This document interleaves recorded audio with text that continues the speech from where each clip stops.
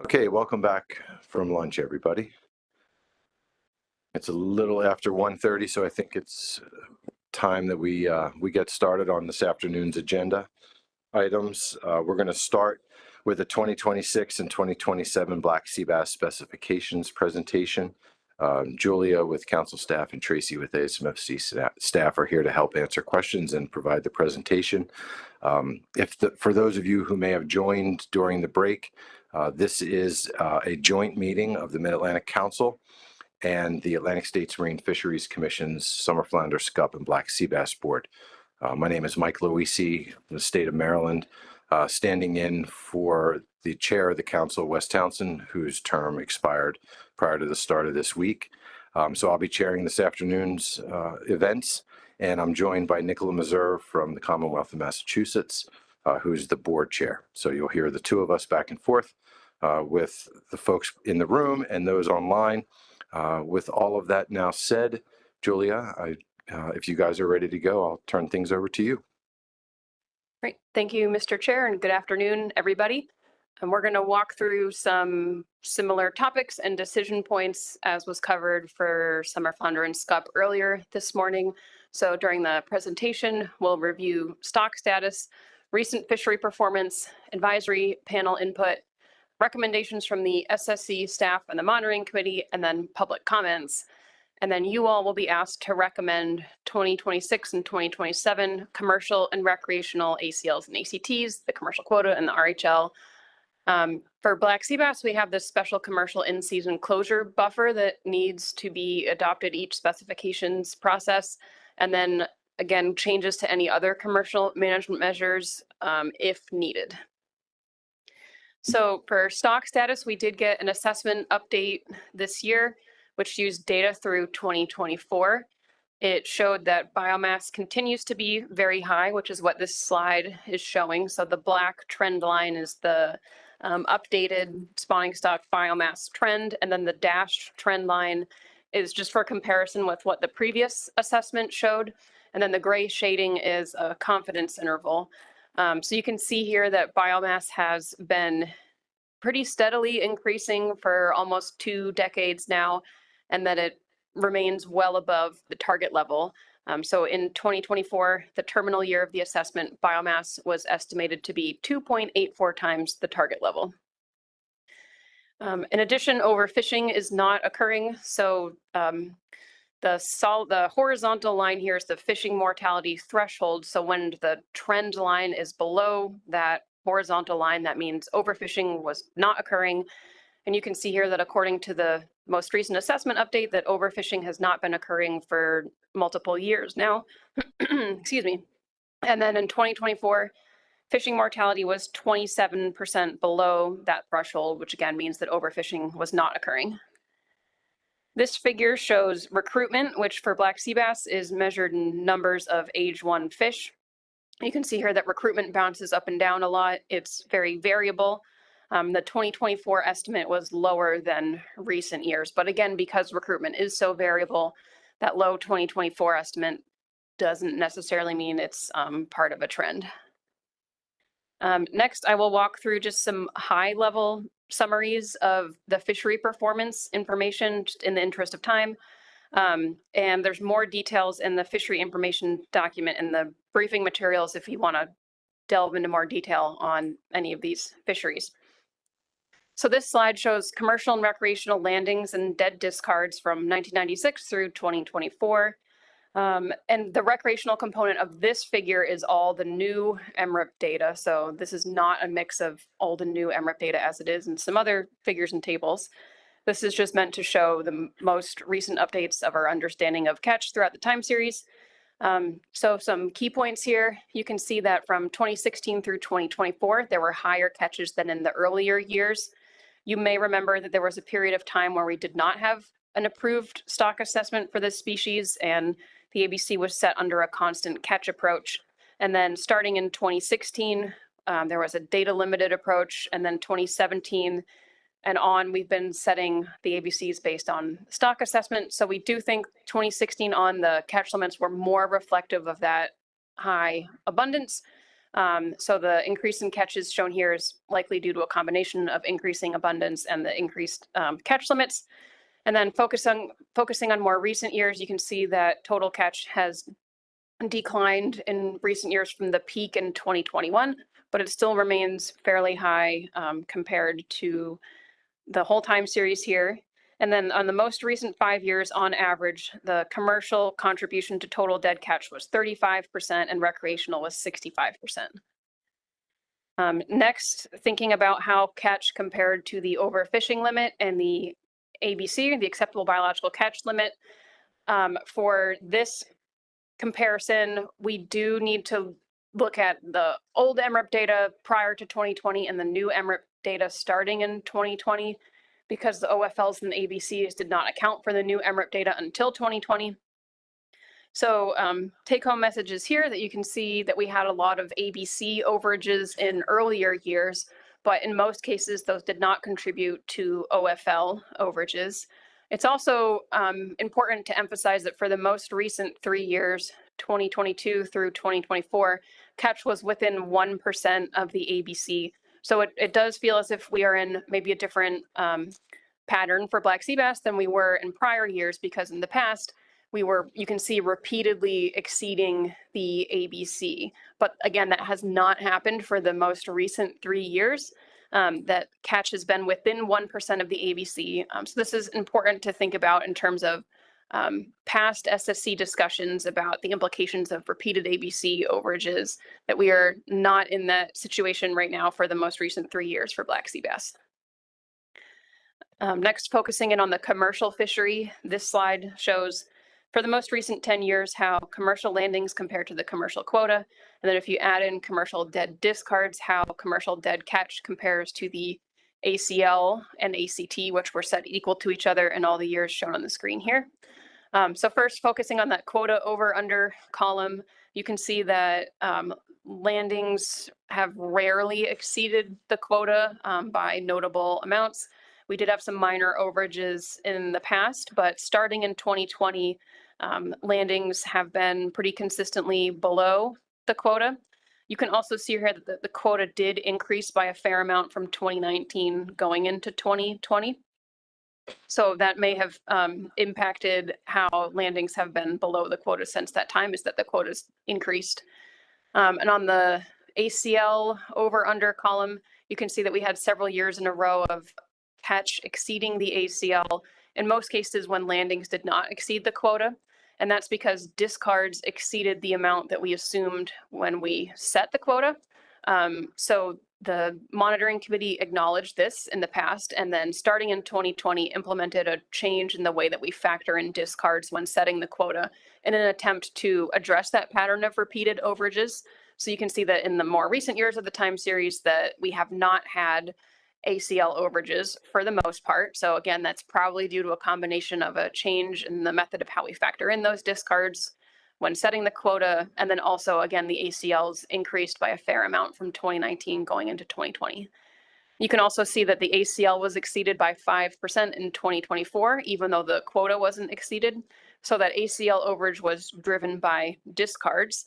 And we did get some comments from advisory panel members about what might be driving those higher discards in 2024. So I'll have some later slides where I'll go into more details about what they had to say about things like an abundance of small fish in recent years, and that we also know that prices were at an all-time low in 2024. So perhaps that also influenced the patterns of landings and discards. And this next slide shows the average price per pound in yellow over time. Sorry that my lighter blue color isn't super visible in the room here with the lighting, but this is showing 96 through 2024. The yellow trend line is the average price per pound for black sea bass. And we know that the price is influenced by many factors and it can vary seasonally and in different locations, but this is just aggregated across the year, across the management unit. And all of the price values are adjusted to 2024 values. You can also see how prices compared against trends and landings in that solid brighter blue line and the adjusted total X vessel value in that dashed blue line. So you can see here that there is somewhat of a relationship between landings and price, whereas landings have gone up, the price has gone down. And again, the 2024 value is the lowest average price per pound seen since 1996 at, so it was $2.43. So that is likely impacting things out in the fishery. This is the quota monitoring trajectory. So to remind you all what these figures show, this is showing the current year's landings in the blue dots compared to last year's landings in yellow. And if landings were evenly spread throughout the year, they would follow that green line to meet the full quota exactly at the end of the year.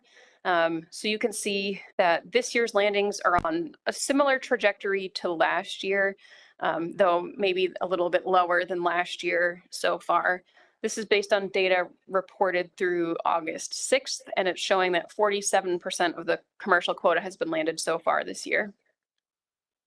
So next, focusing on the recreational fishery, this is showing recreational harvest compared to the RHL. And then again, adding in dead discards to get recreational dead catch compared to the ACL and ACT, which were equal to each other in all of the years shown here. You can see here that we had a lot of RHL and ACL overages for the recreational fishery across the time series shown here. And it's also interesting that 2024 is the first year since 2019 that neither the RHL nor the ACL were exceeded. We did get some comments from advisors about how there was colder water in the early part of the summer in 2024, and that influenced availability. And some other species also had lower MRIP estimates in 2024 than we previously anticipated. So perhaps it's related to those environmental conditions. In terms of the RHL over and under column, as was mentioned earlier, for the other species, for 2020, starting in 2023, we've been using the percent change approach to set measures, and that no longer has us focusing solely on the RHL when we set measures. So all the years prior to 2023, measures were set with the goal of allowing harvest to meet but not exceed the RHL. And you can see that we did a pretty bad job of that for black sea bass, that we had a lot of RHL overages during the years when we were trying to hit the RHL. And now using the percent change approach, the harvest target that we set can vary. It differs from the RHL. So the percentages shown on the screen here are the comparison to the RHL, but just a reminder that we were not aiming to hit the RHL in 2023 and 2024. This slide shows total catch of black sea bass in the recreational fishery and numbers of fish in that blue line. So this is including the harvested fish and the fish that are discarded, including the live and the dead discards. And then for comparison, the gray line shows of those numbers of fish what were retained. And then the orange line shows harvest and, oh, sorry, I had that backwards. The orange line shows numbers of fish that were retained, and then the gray shows how many pounds that was equivalent to.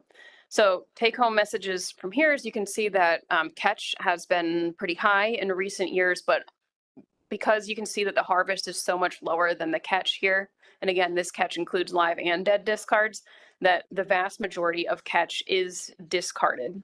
So for example, in 2024, 91% of black sea bass catch was discarded.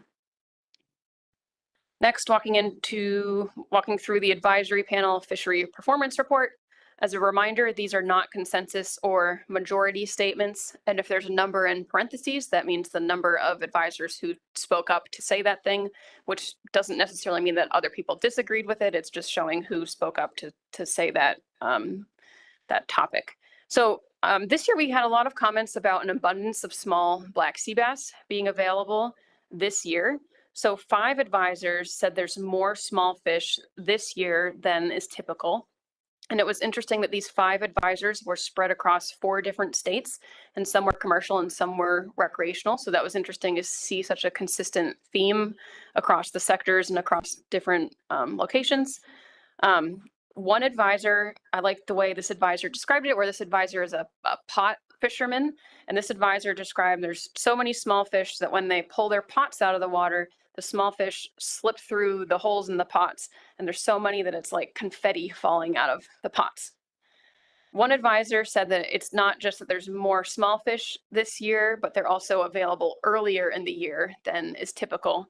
And 3 advisors described observations of mature males at much smaller sizes than is normal. And 2 of those 3 advisors were speaking from the recreational fishery perspective, and one was speaking from the research perspective. As with last year, a few advisors talked about how colder water this year is influencing the availability and timing of fish that they're seeing out on the water. So one advisor talked about the Gulf of Maine being extra cold this year, and that there's been forcing of very cold water from the Gulf of Maine into neighboring regions. One advisor said the Gulf Stream is in a more southerly position this year, so that's resulting in colder water in our region. And that this winter, New York commercial fishermen needed to go farther south and into the mid-Atlantic than is typical. One advisor described doing cooperative research with hook and line gear coupled with camera surveys. And this advisor said that they got few bites on their hooks, but the camera showed that there was a lot of black sea bass around. They just weren't biting the hooks. This advisor said that when they moved into inshore areas, they got more bites, but the fish were smaller. And when they were offshore, there were larger fish, but they weren't biting as much. Another advisor described doing cooperative research related to offshore wind energy development. And this advisor described how even with the federal slowdown in offshore wind, there are still multiple projects that are undergoing construction. And so more and more wind turbines are being added to the environment, and that's adding structured habitat. And this advisor described doing cooperative research and catching black sea bass at every turbine they sampled. And this advisor asked if black sea bass are leaving their traditional habitats in favor of these wind turbine structures, and questioned if lesser abundance that they've seen in the spring could be due to these habitat changes, but acknowledged this could also be due to other reasons as well. So as in past years, advisors continue to express a lot of frustration with the amount of discards in the recreational fishery that's required by the current regulations. So 4 advisors said it's hard to find keeper-sized fish in several states with the current minimum size limits. One advisor reiterated comments that you heard earlier for the other species about using what this advisor calls a total cumulative length limit to help address discards. And this advisor also asked, what does society gain by throwing back fish that could be utilized?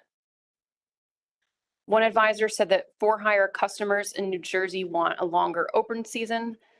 3 advisors said that the minimum sizes in Connecticut and New York should be lower for the recreational fishery. Right now, they are 16 and 16.5 inches for minimum sizes respectively, which is pretty big, and it's hard to find fish that meet that minimum size. And similarly, one advisor said it's very frustrating to have to throw back so many fish, largely due to things like these minimum size limits, when biomass is so high. One advisor described how the number of for-hire fishing trips is declining. And this advisor said that a lot of black sea bass are caught on for-hire trips in the northern states that are targeting cod. But this year, due to changes in the cod regulations, there'll be fewer for-hire trips targeting cod, which will in turn result in reduced catches of black sea bass in those more northern states. 2 advisors described lower availability of keeper-sized black sea bass during the early part of Connecticut's recreational season, though they did say there's lots of small fish around. One advisor said that this could be due to water temperature, perhaps, the lesser availability of keeper-sized fish. 2 advisors repeated concerns that we've heard in the past about how Connecticut and New York have different open seasons for black sea bass. Connecticut opens earlier than New York, but the states, Long Island Sound is a shared water body between the 2 states. So it can pose enforcement challenges when anglers returning to New York are subject to a different set of measures than those returning to Connecticut. One advisor said that there's been decreased effort in the commercial black sea bass pot fishery due to the especially low prices that I previously described. This advisor said that expenses are still very high, so it's hard to make ends meet with that combination of high expenses and low prices that they're getting for black sea bass. Another advisor said they did not get the typical volume of keeper-sized black sea bass in this year's spring pot fishery in New Jersey, though again, they saw lots of small fish, so there's kind of a repeated theme there. In terms of research recommendations, one advisor recommended research with smaller mesh on pots, so similar to a ventless trap survey, to help assess the abundance of small fish that they've been seeing recently. And as was mentioned earlier, an advisor recommended methods to research into methods to prepare whole fish so that the bones can also be eaten. And this was described by this advisor as a way to encourage more consumption of small fish that could be used as part of this total cumulative length limit concept as a way to reduce discards. We got a few additional advisory panel comments after the meeting from folks who were not able to attend the advisory panel meeting. So one of those advisors, again, said what some other folks have said about there being a very low price for black sea bass in 2024. However, they are still very abundant, and perhaps that's impacting the price to some extent. This advisor also said there's lots of small black sea bass, which are resulting in high discards, but is hopefully a sign of good year classes. As was discussed earlier, one advisor recommended that we present this information, which again illustrates that according to the most recent stock assessment for black sea bass, most of the ABC overages that we had in the past did not result in overfishing. And for black sea bass specifically, again, wanted to emphasize that catch has been within 1% of the ABC for the most recent 3 years. And this advisor said this calls into question the need for the SSC to revisit their assumption about the ABC being caught or exceeded. So this is something the SSC has talked about in the past. They did not assume ABC overages for the upcoming ABCs, but it's something that they have mentioned that they could do in the past, but it was not determined to be needed this time around. All right, so I just wanted to set the stage with some information about the projections in the original staff recommendation, which has since been modified, before I turn it over to Dr. Rago to talk through the SSC discussion in more detail. But we did get what you could call the traditional ABC projections for black sea bass. Those are available in the briefing materials. They would have, if they had been used, they would have resulted in a small increase in the ABC in 2026, followed by a larger decrease in 2027. So the ABC would have gone up from anywhere between 4 and 6% in 2026, depending on the choice of OFL CV, followed by a 25% decrease in 2027. So staff asked the Science Center to run additional projections to look at what would happen if we just left the ABCs unchanged and we kept the 2025 ABC in place in 2026 and 2027. So rather than taking a small increase followed by a larger decrease, what if we just left things alone? And so the Science Center did provide those projections, which we appreciate because that's extra work beyond what they would typically do for us. And those projections showed a very small difference in the projected biomass compared to the traditional ABC projections.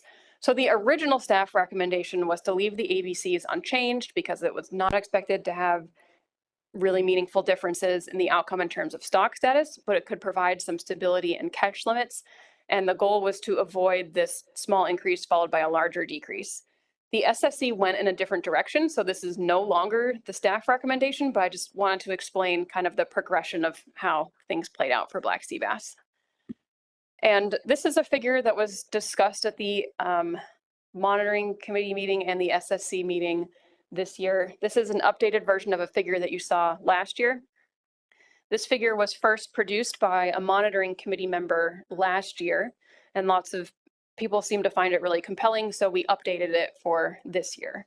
So what this is showing is the black trend line is the updated spawning stock biomass estimates from the most recent assessment through 2024. So again, this is showing this pretty consistent increasing trend for almost the past 20 years. And then the red lines are what the projections think or thought biomass would do if we fished at the ABCs. So all the way to the right, the red line with the red diamonds, that's if we use those kind of traditional ABC projections that the projections were predicting that biomass would decrease sharply, even though it's been on this increasing trend for several years. And again, these projections are assuming that we're fishing at the ABC. So again, this is what the ABC would be under kind of the standard approach. And as a reminder, we exceeded the ABC in many prior years, but biomass continued to increase. And what some folks found really compelling for black sea bass is the other red lines here are the prior projections that were used to set the prior ABCs. And the scale of the projections is not directly comparable because the assessments have changed in a way that it's not an apples to apples comparison across the older assessments. But the key message here is that you can see that each assessment predicted that if we fished at the ABC, that biomass would decline sharply. But the most recent assessment update shows that that did not occur and that biomass has just continued to increase. So there were discussions last year about why are the projections, why is this happening with the projections for black sea bass? We didn't feel like we thoroughly understood that last year, so we did ask the Science Center to help us think through this and provide some additional information on it. And we asked the SSC, we presented this to the SSC and they talked through it as well. So next I'm gonna turn it over to Dr. Rago so he can summarize the SSC's recommendation. Okay, thank you very much, Julia. Appreciate it. Yeah, the stock is at a high level. It's roughly 3 times the BMSY. Just want to emphasize again, you have a denominator that has changed as well. The BMSY was reduced in 2024 and is in fact like 20% lower than it was in the prior years. But that notwithstanding, everything suggests the stock is in really good shape. The model that is used is a state-space model. It's state-of-the-art. It includes 2 stock areas. It has migrations between those areas. It uses an integrated survey index.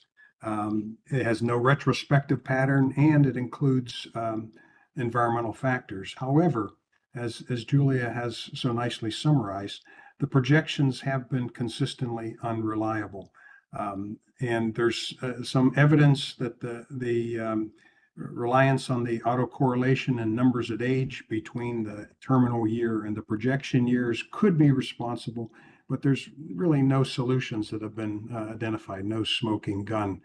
So the SSC elected to use a projected estimate of catch in 2025 based on applying FMSY to the terminal year abundance. So what that means is that the stock estimated catch for 2025 is essentially a function of what the assessment estimates times the fishing mortality rate and updated BMSY or FMSY level.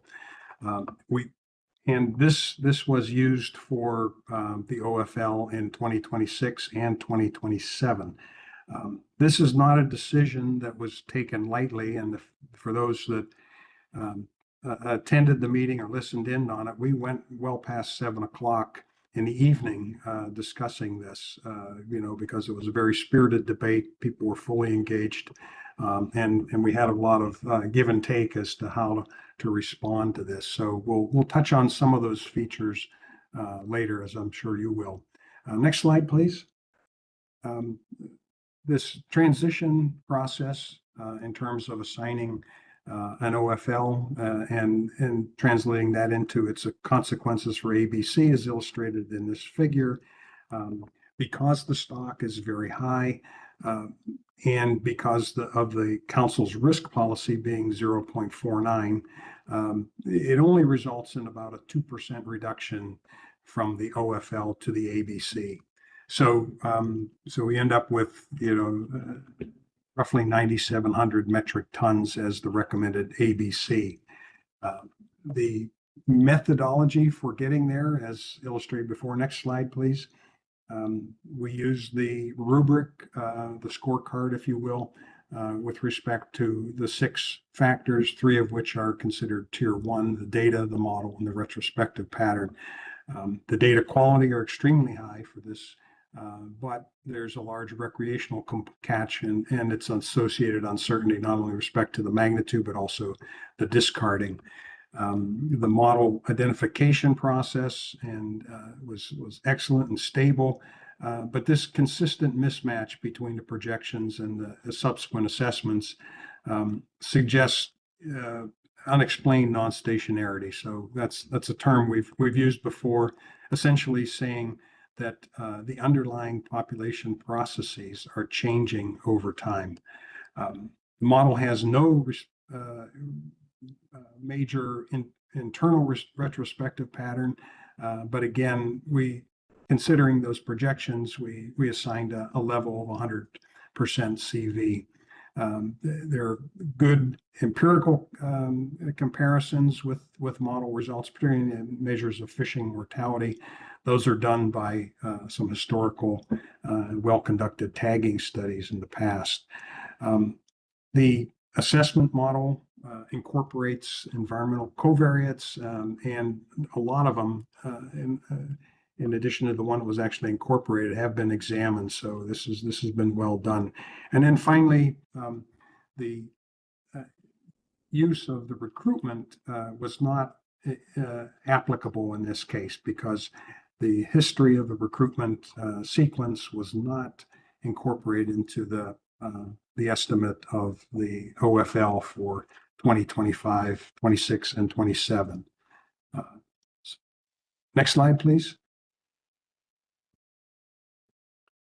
Okay, as I mentioned, the mismatch between projections and subsequent assessments gave us pause, and were highlighted many times in terms of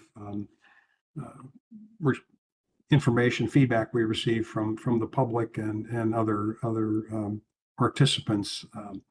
Now, we use the terminal year abundance estimate to derive the OFL for the 2 out years, 26 and 27. Simulation tests that have been done not only by individuals like Mike Wilberg and John Wiedemann, but also by Olaf Jensen, suggest that this approach fares no more, it does just about as well as methods based on the projections, and so it was considered a viable alternative. As mentioned numerous times, we have this large component of catch which is reliant on MRIP, and they're rescaling in the past. So there were that and its potential revisions in 26 or 27 will be significant. The another source of uncertainty was the partial coverage of partial coverage of the bottom trawl survey in the spring in 2023, and it really only covered Georges Bank, so it's really not providing much information on the overall status of black sea bass. We noted some omissions in some of the market categories, purely unclassified market categories since 2020. So these are not a large part of it, but it would be nice to have additional information. Similarly, there's missing data, or a lot of data on discarded recreational fish, but there are some samples from head boats. And then finally, a source of uncertainty is natural mortality and how it is, essentially incompletely understood. Next slide, please. I've mentioned the ecosystem considerations already. The winter bottom temperature is used to predict recruitment for the northern portion of the stock, and this helps to reduce some of the uncertainty in the recruitment. The research track assessment did a really remarkable job of looking at many ecosystem factors, including the bottom temperatures, shelf water volume, and other factors. The ecosystem component, so to speak. This spatial movement captures what is thought to be a well-known process of fish moving inshore and offshore and between northern and southern areas. The vulnerability of the stock to climate change is high, but there's an overall positive directional effect of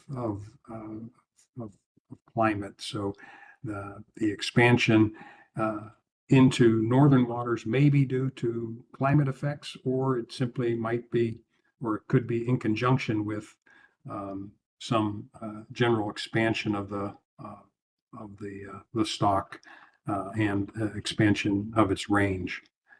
And so finally, last slide, please. Talk a little bit about the research recommendations. The results and the decisions made by the SSC, sort of drawn to sharp focus the need for a critical investigation of projection model performance. So in particular, with respect to the state space models, how do we project when we have these autocorrelated processes? Can we use some of the models that John Hare mentioned earlier with respect to forecasting of environmental covariates? Because if you want to get a handle on what the temperatures are next year, it's a pretty good idea to have something that can at least give you the most recent data and desirably, something for the following year. The other thing would be some further investigation of whether the approach that has been used here is justified by in the literature, but it would also be good to know how it performs with respect to the WAM state space model. As part of all of this, there's the use of what are known as random effects that look at the numbers at age as sort of a realization of a drawn from a random process. And so can we further understand that with respect to the underlying mechanisms? Obviously, everyone wants to reduce the uncertainty in the MRIP catch estimates. So that kind of should be just boilerplate on all stock assessments these days. We want to improve and suggest that port sampling is clearly an important process for understanding stock dynamics. And the sort of additional part is, as Julia mentioned, there's a lot of discards. Recreational discards are high, so getting better information on those lengths will be, incredibly helpful. And then finally, we endorse many of the previous recommendations, both from the research track and the management track reviews. So that concludes my presentation. I'll turn it back over to you, Julia. Thank you. Thank you, Dr. Rago. So as I said, the original staff recommendation was for status quo specifications, but the SSC went in a different direction and they recommended revised ABCs that were based on a different approach that was different than the kind of traditional projection methodology. So the council staff recommendation was then revised to say, instead of status quo, set all of the associated catch and landings limits in line with what the SSC recommended. And the monitoring committee agreed with the staff recommendation. And then so I will just quickly walk through what that means for all the other catch and landings limits.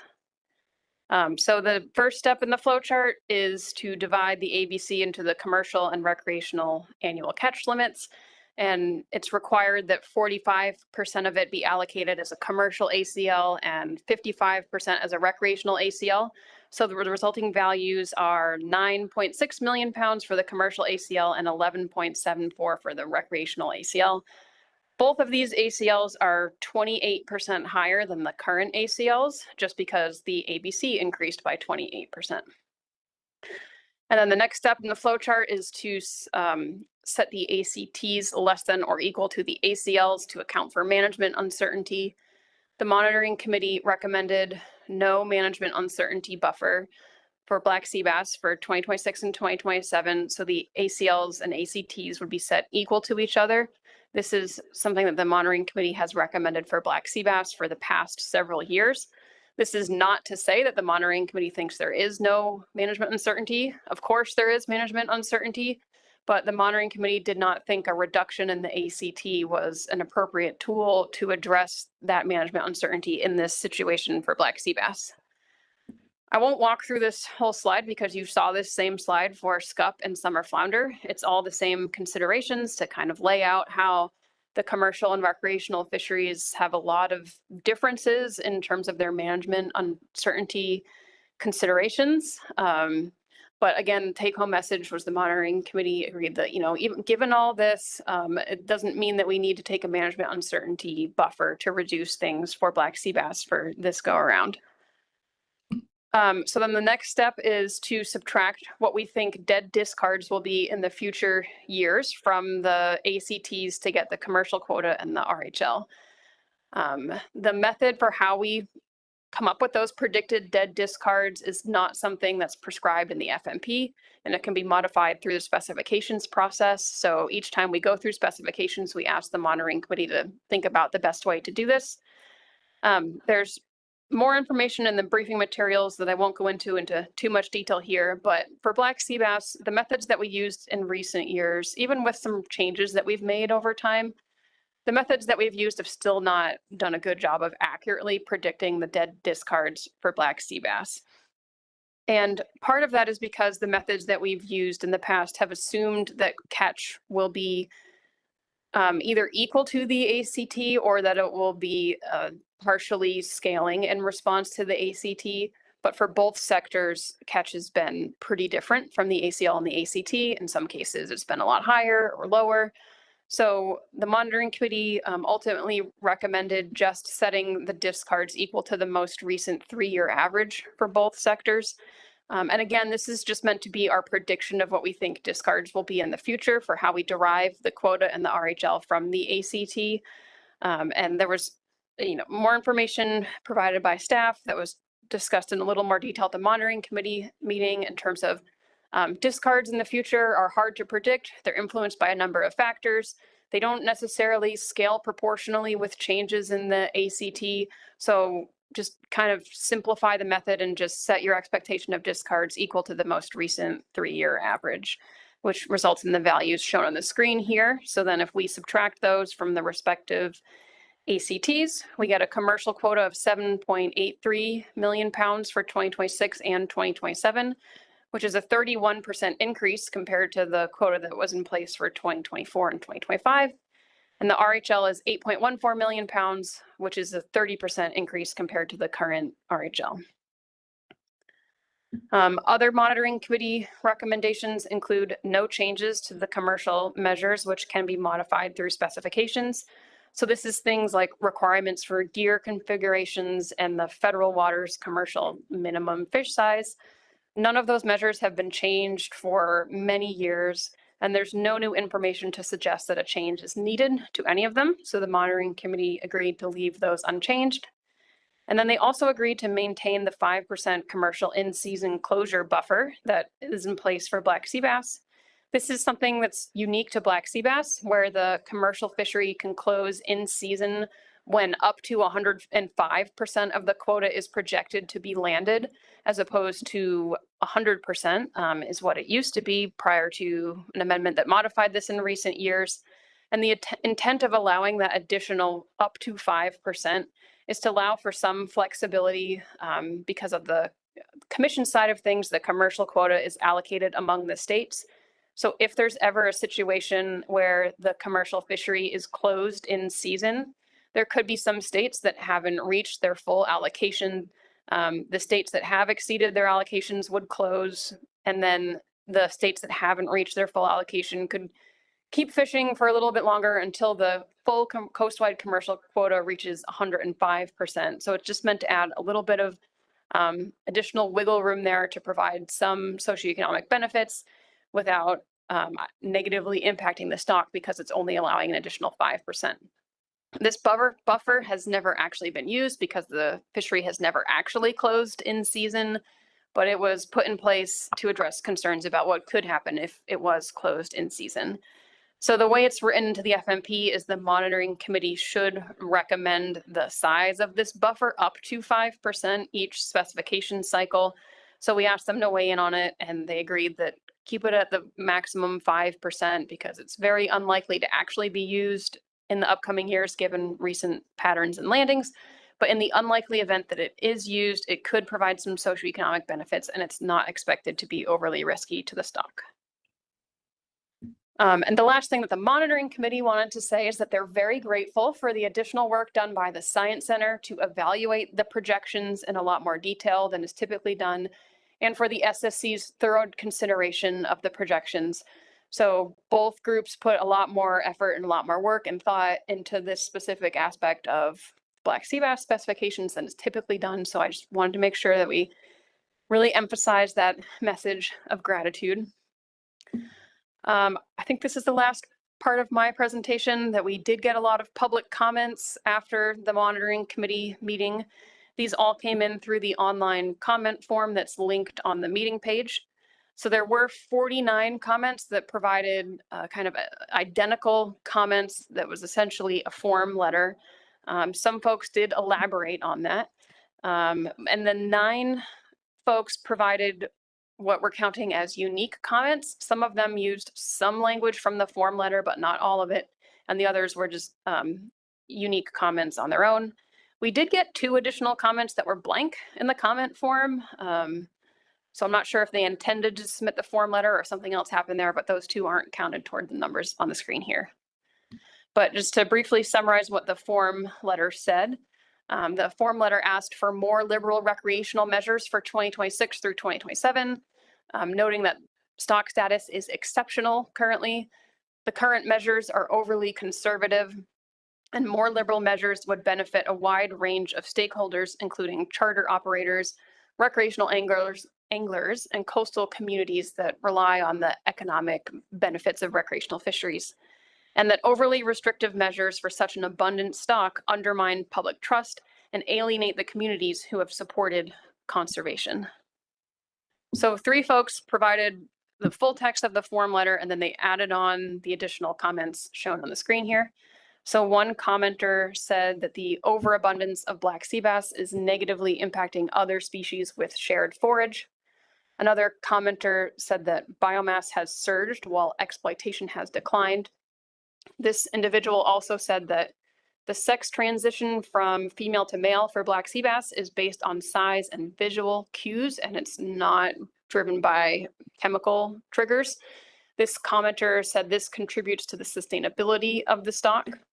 This person also said that future recruitment is indeterminable, but past levels have been sufficient for the large increases in biomass that we've seen. This person also contrasted some aspects of the black sea bass situation with summer flounder, where the management measures and prices for summer flounder result in harvest of larger females. And of course, summer flounder and black sea bass do have some differences in their stock status right now. Another person said that it's impossible to fish for other species without catching black sea bass. So this next slide summarizes comments that we got that used some of the form language letter, but provided some additional comments. So one of these individuals said, "Why continue to punish fishermen who have helped rebuild the stock?" And this person also said that we could take pressure off of blackfish in January and February by giving people something else to fish for at that time of year. Another person said that fishing communities cannot sustain further restrictions. The stock is more than 100% rebuilt and the catch limits should increase. This person also said that black sea bass eat young lobster and other crustaceans, and that's negatively impacting those stocks. So again, we did get multiple other public comments that were unique comments, not the form letter. So most of those other comments, and basically the stock is highly abundant and the measures should be liberalized. However, we did get 2 comments that said we should leave the regulations unchanged. I'm not sure if those comments realized that we are looking at a potential increase in the ABC.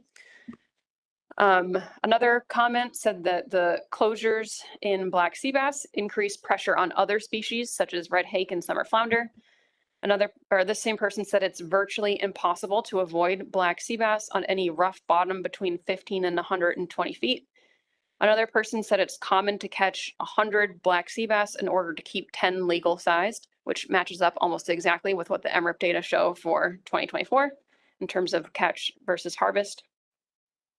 This person also said that recreational fishing does not affect biomass.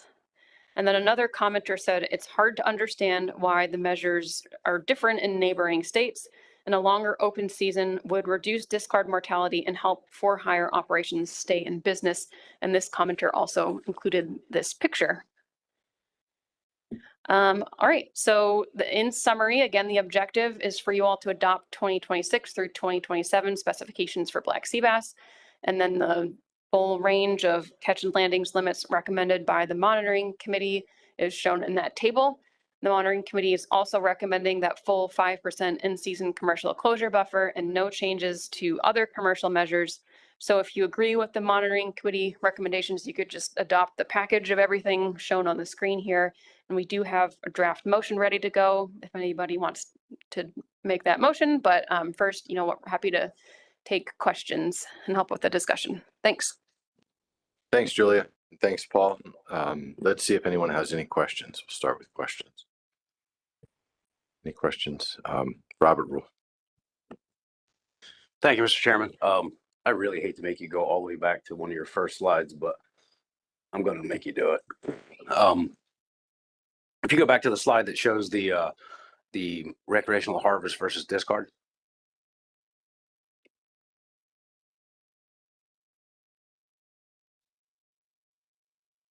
No, it was the graph.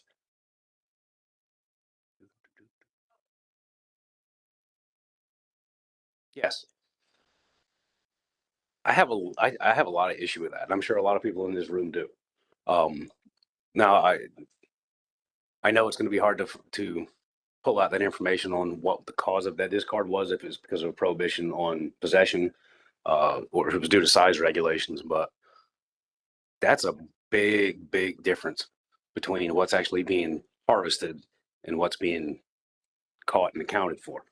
I don't know what mechanism we can use to kind of get that number, to rein that in, but that's a scary graph to look at. I mean, that's the proportionate amount of fish that are being just wasted it's criminal.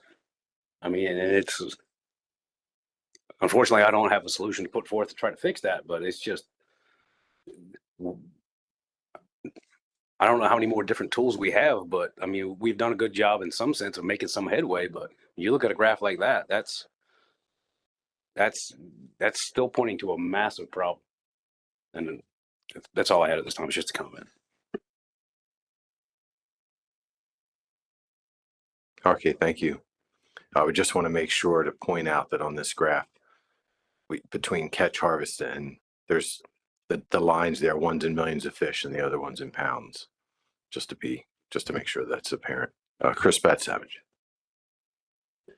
Thank you, Mr. Chair, and thank you for the presentations, Julia and Paul. I think the AP did a good job documenting, the abundance of small fish, showing some evidence of maybe a couple good year classes. I thought there was also some comments of fewer bigger fish compared to what's been seen in the past. Would that line up with some of those bigger year classes that we saw 10 plus years ago that have aged out of the population by now? And if that's the case, with the higher SSB estimates now continue to go up, are we now seeing a stock that's maybe dominated more by younger adult fish than maybe what we saw several years ago, where they're larger and possibly older fish? Julia? I'm not sure I can give a great answer to that off the top of my head, but I do know that some of the assessment presentations do have more details on the numbers of fish at different ages that would help get at that. So we could look back at some of those assessment presentations. I don't know if anybody from the Science Center would be more ready to speak to that during this meeting. But I did pull this slide up again that shows the recruitment estimates. And again, the 2024 recruitment estimate is lower than average, but you can see that that must be 2023 was a little bit on the high end. So maybe those small fish are from that bigger year class. Once the assessment moved into the WAM modeling structure, it did bring down the estimates of the 2011 year class. Before the assessment moved into WAM, we used to have this massive 2011 year class, but the WAM structure and the way that the new model works, it shows that those year classes weren't as massive as we previously thought that they were, and maybe there's not as direct of a correlation between the big year classes moving through and the spawning stock biomass. So again, sorry, I don't have that information ready to pull up in terms of your question about do we have just a stock that's more comprised of small fish now, but I guess I'll leave it open if anybody from the Science Center wants to help me out with that. John Hare. Yeah, again, don't have it on the tip of my fingers, but we can look into that and answer the question shortly. Okay, sounds good. Mike Penny. I just want to follow up on the previous question about the rec catch and discards. Yeah, that graph. Can you walk through that again? Because the way I think we're interpreting this is the blue line is total catch and the retained one would be orange and millions of fish. So the difference would be discards, which makes it look like discards are an order of magnitude of higher than catch. But on the table 3, discards are, you know, a third to a quarter of catch. So there seems to be a disconnect there. Yeah, I can answer that. So you're right. On this slide, the most direct comparison is the blue line compared to the orange, because those are both in numbers of fish. The gray is in pounds, so it's not directly comparable to blue. So, and also it's important to emphasize that this figure is including live and dead discards. And for management, we mostly care about the dead discards, which is 15% of total discards, which is, I think the table that you were referring to is this table. So this is showing, or a version of this table. So this is showing only the discards that are presumed to die. So 15%. So, and that's what this figure is too. So the solid blue is recreational landings compared to like it's like a hashed blue, but looks like a lighter blue on the screen in the room, is the recreational dead discards only. So if you're only looking at dead discards, the discards are much lower than if you're counting all discards, including those that survive. And from the management perspective, if a fish is discarded and it survives, like that's fine. That fish is still contributing to the population. So we're less concerned about it. But I think this figure here, which is again showing the live and dead discards, it is important in terms of how people fishing on the water feel about black sea bass, that they discard so many black sea bass. And we hear that a lot of it is driven by things like the minimum size limits, that it's hard to find a fish that meets that minimum size limit. So they have to throw back so many fish before they get a keeper. And even if, I guess it's 85% of the discards are surviving, that it's still frustrating for anglers to have to throw back so many fish. So I think the difference here is like the live versus dead discards is important to keep in mind. And this is showing live and dead discards contributing towards the catch on this figure. I appreciate you walking back through that, Julie. I was completely scratching my head trying to figure out what to compare and how to compare that. So thank you for adding that. Are there any other questions for Julia? Joe Cimino. No, but if you'll allow me, I'm not sure where else to make this comment. So just two things on the research recommendations. And I've spoken to both of them to some extent. The council and commission have discussed how states can be involved in increased port sampling. And I just think the NRCC has discussed it as well. And I think we need to continue that conversation. It's a very important research recommendation. It's low-hanging fruit that we need to move forward on.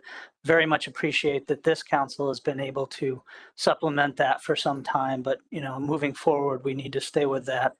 And I've mentioned at least once before that I believe we need to look to the Gulf, where NOAA has just funded some very impressive and forward-thinking research projects that are looking at discard information on red snapper that I think could really help us get better biological information and just kind of validate the discard numbers that we're seeing in some of these fisheries, probably this being the most important of them. Thanks, Mike.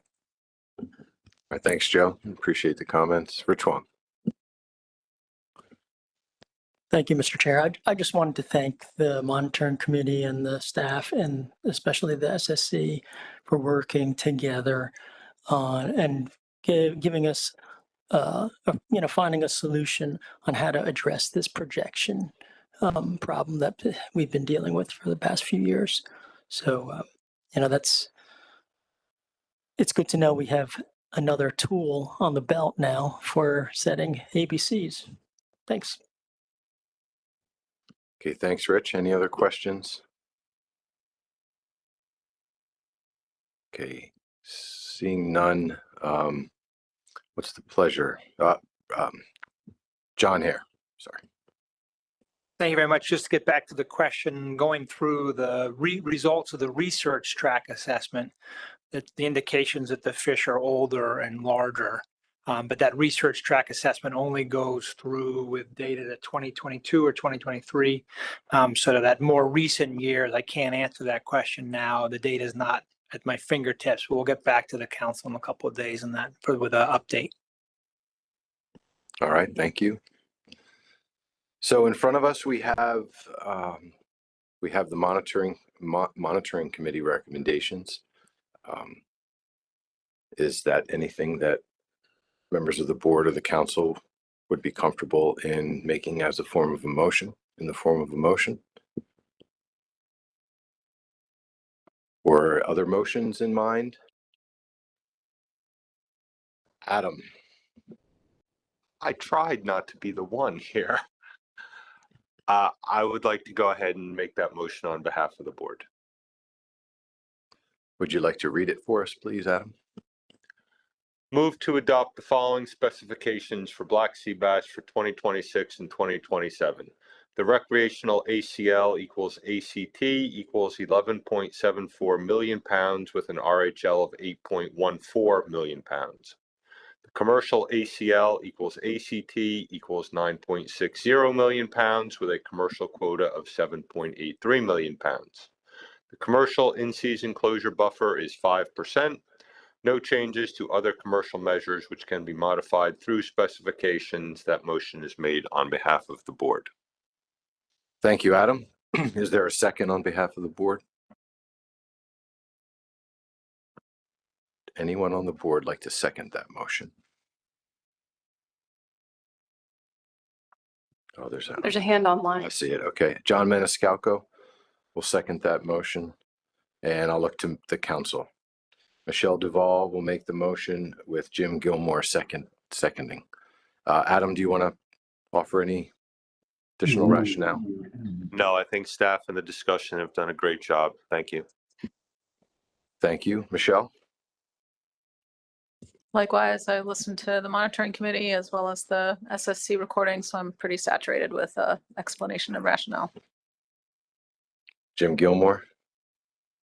Just quickly, I think this is, I thank, the SSC in particular, because we've been getting beaten up for so many years now over not having access to this fishery. So I think we're finally going in the right direction and appreciate their efforts. Bring us home, John. It's been said. Thank you. Okay, thank you. Is there any further discussion on the motion? Is there any public comment on the motion? I have one hand online. We'll go to Tom Foti. Tom?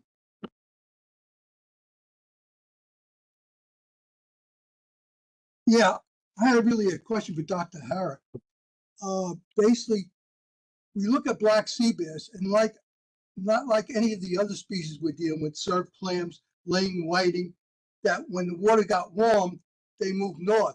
I know there was a battle going on about 10 years ago. We sent the American Fisheries Society for one of their presentations about the movement of the fish, but they did not leave this warm water. They actually multiplied in the warm water too.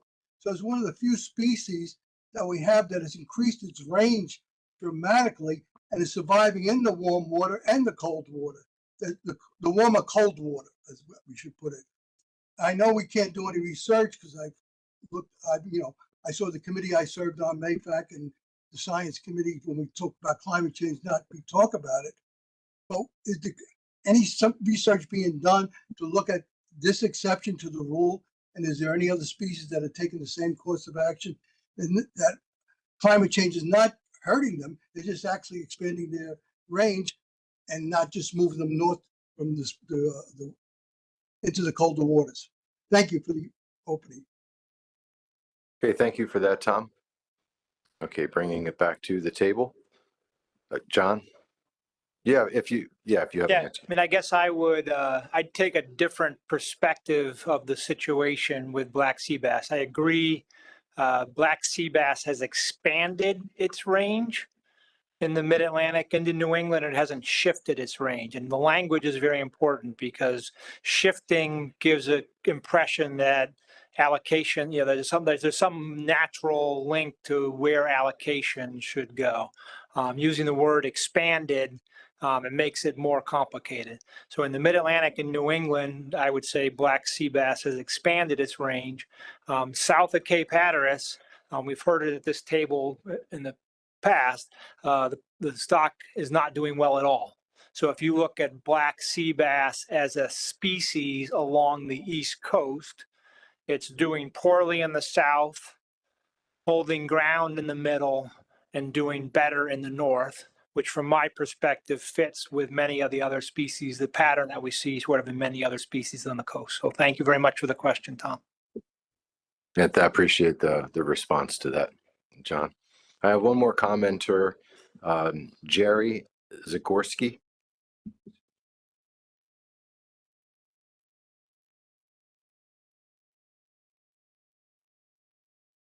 Jerry, it looks like your microphone is still muted.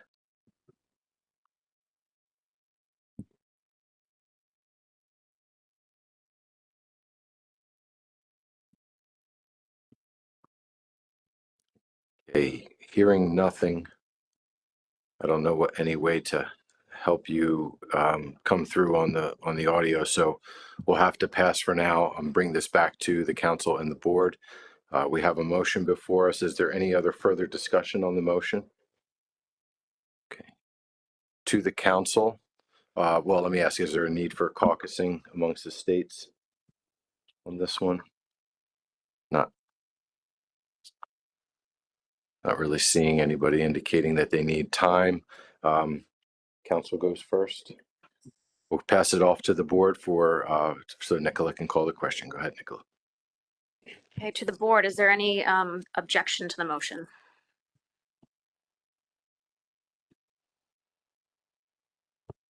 Seeing none online or in the room, the motion carries without objection. To the council, is there any objection by any members of the council to the motion?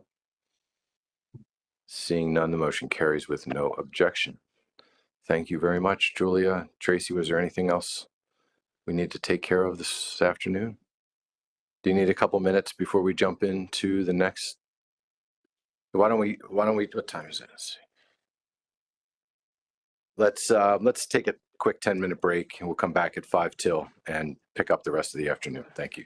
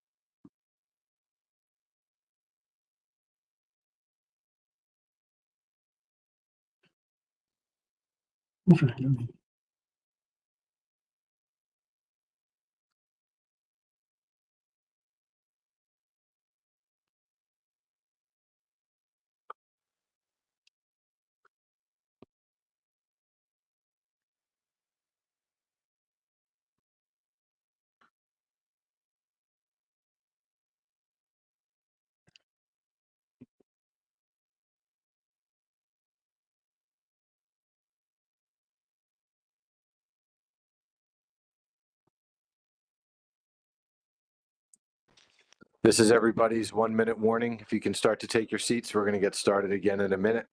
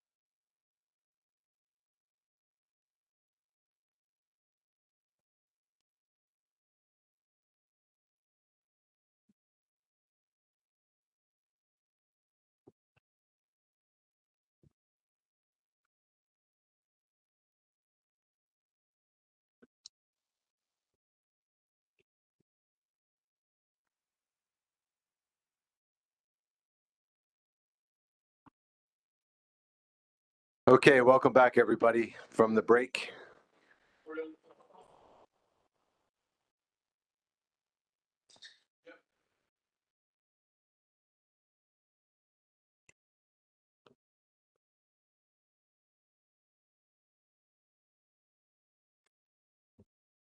Okay, thank you, everyone. Welcome back. This is the last item on today's joint meeting agenda with Mid-Atlantic Council and the Atlantic States Marine Fisheries Commission, Summer Flounder, Scup, and Black Sea Bass Board. We're going to have a presentation regarding a white paper on separate OFLs and ABCs for summer flounder, scup, and black sea bass. I believe Julia is providing us that presentation, and we'll also have Dr. Paul Rago as the SSC chair here for the discussion. So Julia, whenever you're ready. All right. Thank you, Mr. Chair. Hello again, everybody. Again, I'm going to cover some background information related to this white paper, and then Dr. Rago will give a summary of what's in the paper. The white paper is final, so we're not asking you to provide any edits on the white paper.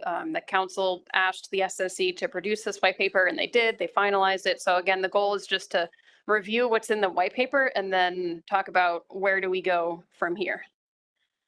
So this is the specific tasking from the council. Back in December of last year, when the council was adopting the implementation plan for 2025, the council tasked the SSC with development of a white paper on the scientific considerations of developing separate OFLs and ABCs for the commercial and recreational sectors for the summer flounder, scup, and black sea bass fisheries. So in terms of background and why this white paper was initiated, it related to some concerns that were raised regarding the percent change approach, which is the process that we're now using for setting recreational bag size and season limits. As a reminder, this new approach was first used for setting the 2023 measures for summer flounder, scup, and black sea bass. And based on decisions made by the Council and Policy Board this April, the percent change approach will be maintained moving forward with some modifications, but kind of the key overall approach will remain in place with some changes for upcoming years. So as this is a reminder for most of you, but key points about what the percent change approach does is it defines a target level of harvest that the recreational measures should aim to achieve. And that target level of harvest can be greater than, less than, or equal to the RHL. And the harvest target is calculated based on a combination of biomass compared to the target level and what we think harvest would be if we left current measures in place, including uncertainty in that harvest estimate. And the goal of the percent change approach is to bring harvest close to the RHL over time, as opposed to if we were aiming to hit the RHL exactly each time, as we did in the past, we could have the potential for some big swings in measures each year.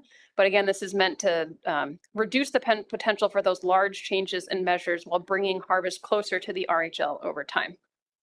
So in developing the original percent change approach and through the process of developing the revisions that were adopted earlier this year, the SSC did review the percent change approach and some other management alternatives that were under consideration, first in 2022 and then again in 2024. And as part of that review, the SSC agreed that shifting the focus away from achieving the RHL could increase the frequency of ABC overages.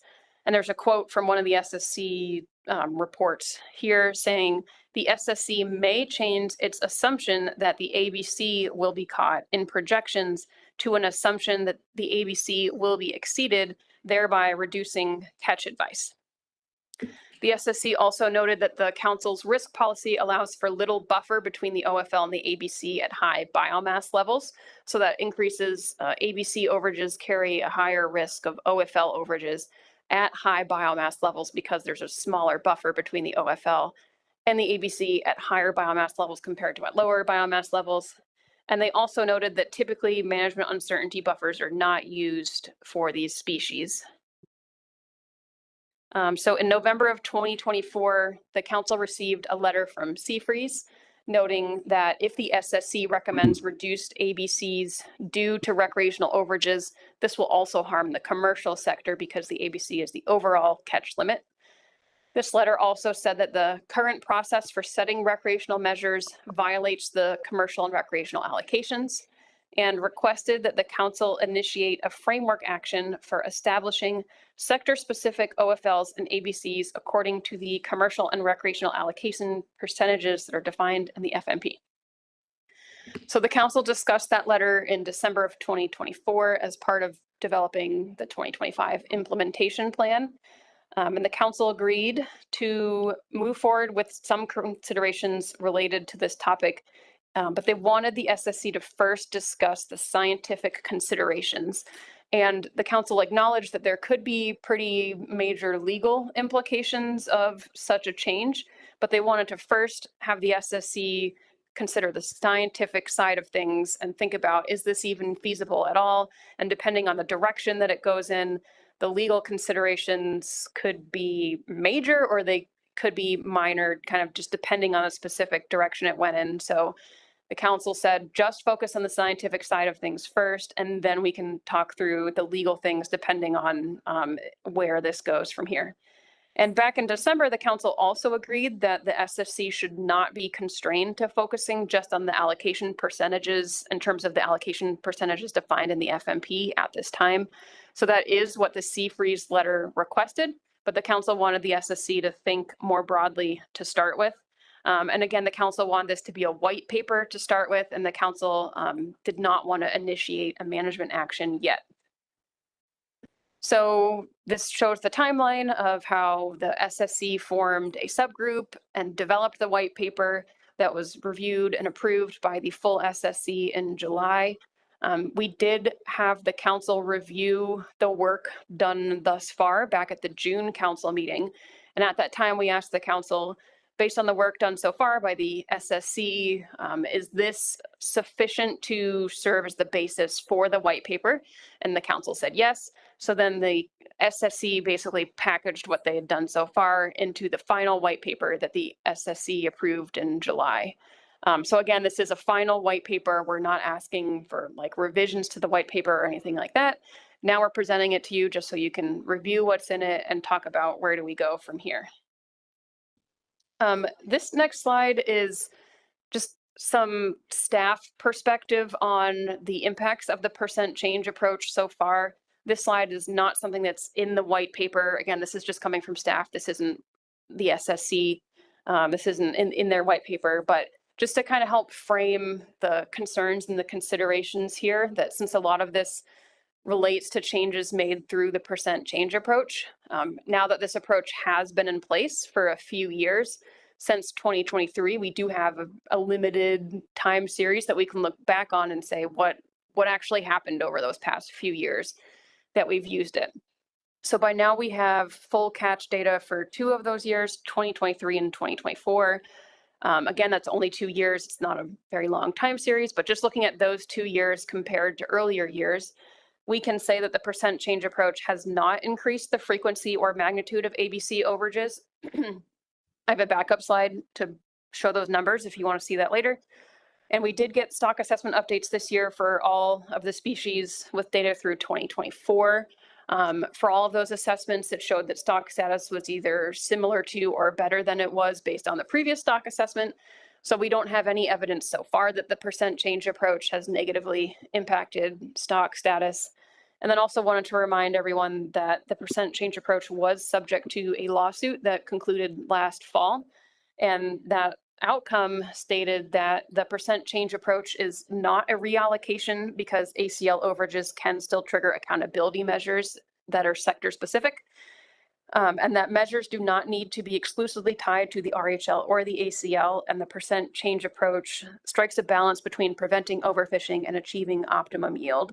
So again, I just want to put this out there in terms of what we can say so far about the impacts of the percent change approach. I'm not trying to discount any of the concerns, but just to kind of help kind of present the full picture on the background. And then next, Dr. Rago is going to walk through what's actually in the white paper.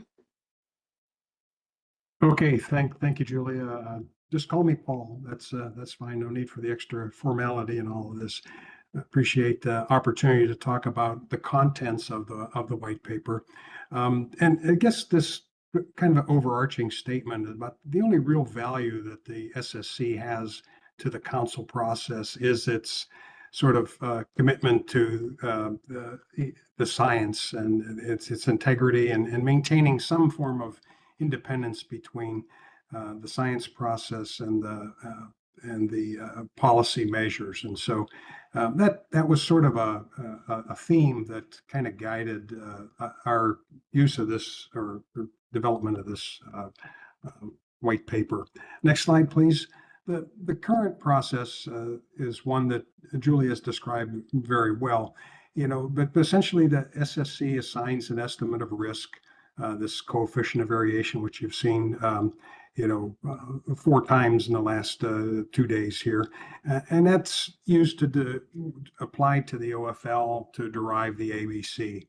And then that ABC is subsequently allocated to commercial and recreational sectors depending on the council specified proportions, and those are part of a fishery management plan. When we shift, the next slide, please. When we shift to considering a scientific basis for that allocation, of course, this does not incorporate all of the policy, all of the fairness issues, all of the factors that went into the FMP allocation. It is possible to use a mathematical basis for that allocation. And that follows directly from the model structure. That model structure specifically is that the recreational and commercial selectivity factors are estimated for both not only landings but also for discards. If a scientific basis were used for allocation, these allocations would almost certainly be different from those currently in place. And they also needs to be considered that those allocations would likely change between assessments as the data to support the models are updated. So you could conceivably have allocations changing in response to updated assessment information. If we want to, continue this, the process here, that when we assign sector-specific uncertainties, we would have to revise that template, that rubric that we use to identify the overall uncertainty associated with the OFL. Both of these changes, if they were to be chosen, would have implications not only for existing management and so forth, but they will require some additional analytical work to implement. So I'll go into some of the details associated with that change next. So let's talk about the scientific allocation. So next slide, please. So this scientific process would not change the overall OFL nor the basis for determining overfishing. So if the mathematical properties of the assessment model were used to allocate the OFL by sector, and importantly, each sector has the same uncertainty estimate, then there'd be no departure from the current methods used. So in this case, let's say both the recreational and commercial sectors both had an assigned CV of 100%. Nothing changes apart from the allocation. If those sectors, on the other hand, have different levels of uncertainty, let's say it was 60% assigned to one sector and 150% assigned to another, then the overall risk of overfishing and its implications for the council process would have to be estimated. That may be relatively straightforward, but without going through the mechanisms and details, it'd be unwise to say it's simple.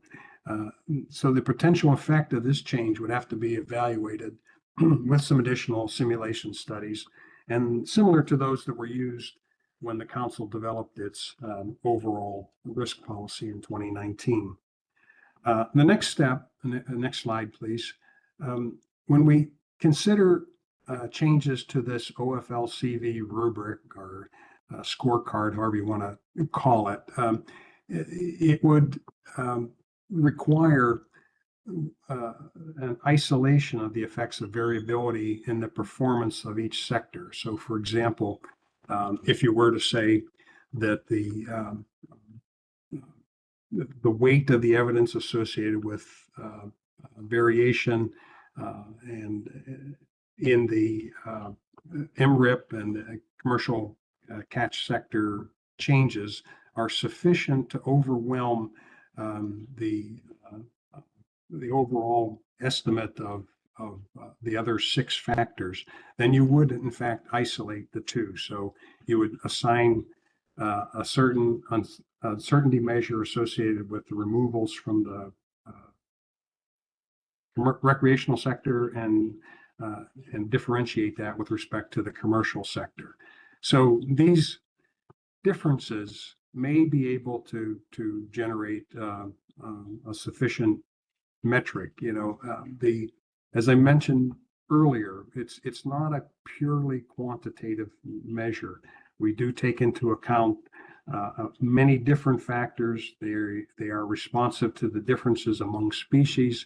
So it's not easily stated or easily done that it would be we would be able to make that differentiation.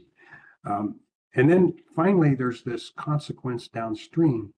So if the uncertainty in the catch estimation is used as that basis for separate CVs for each sector, it's important to avoid using that same rationale for adjusting the annual catch targets.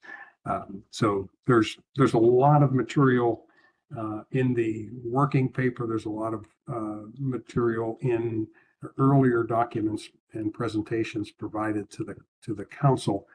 But the bottom line is that you want to avoid double counting in all of this. And then so the changes that would be needed in this rubric are unknown and would need to be developed.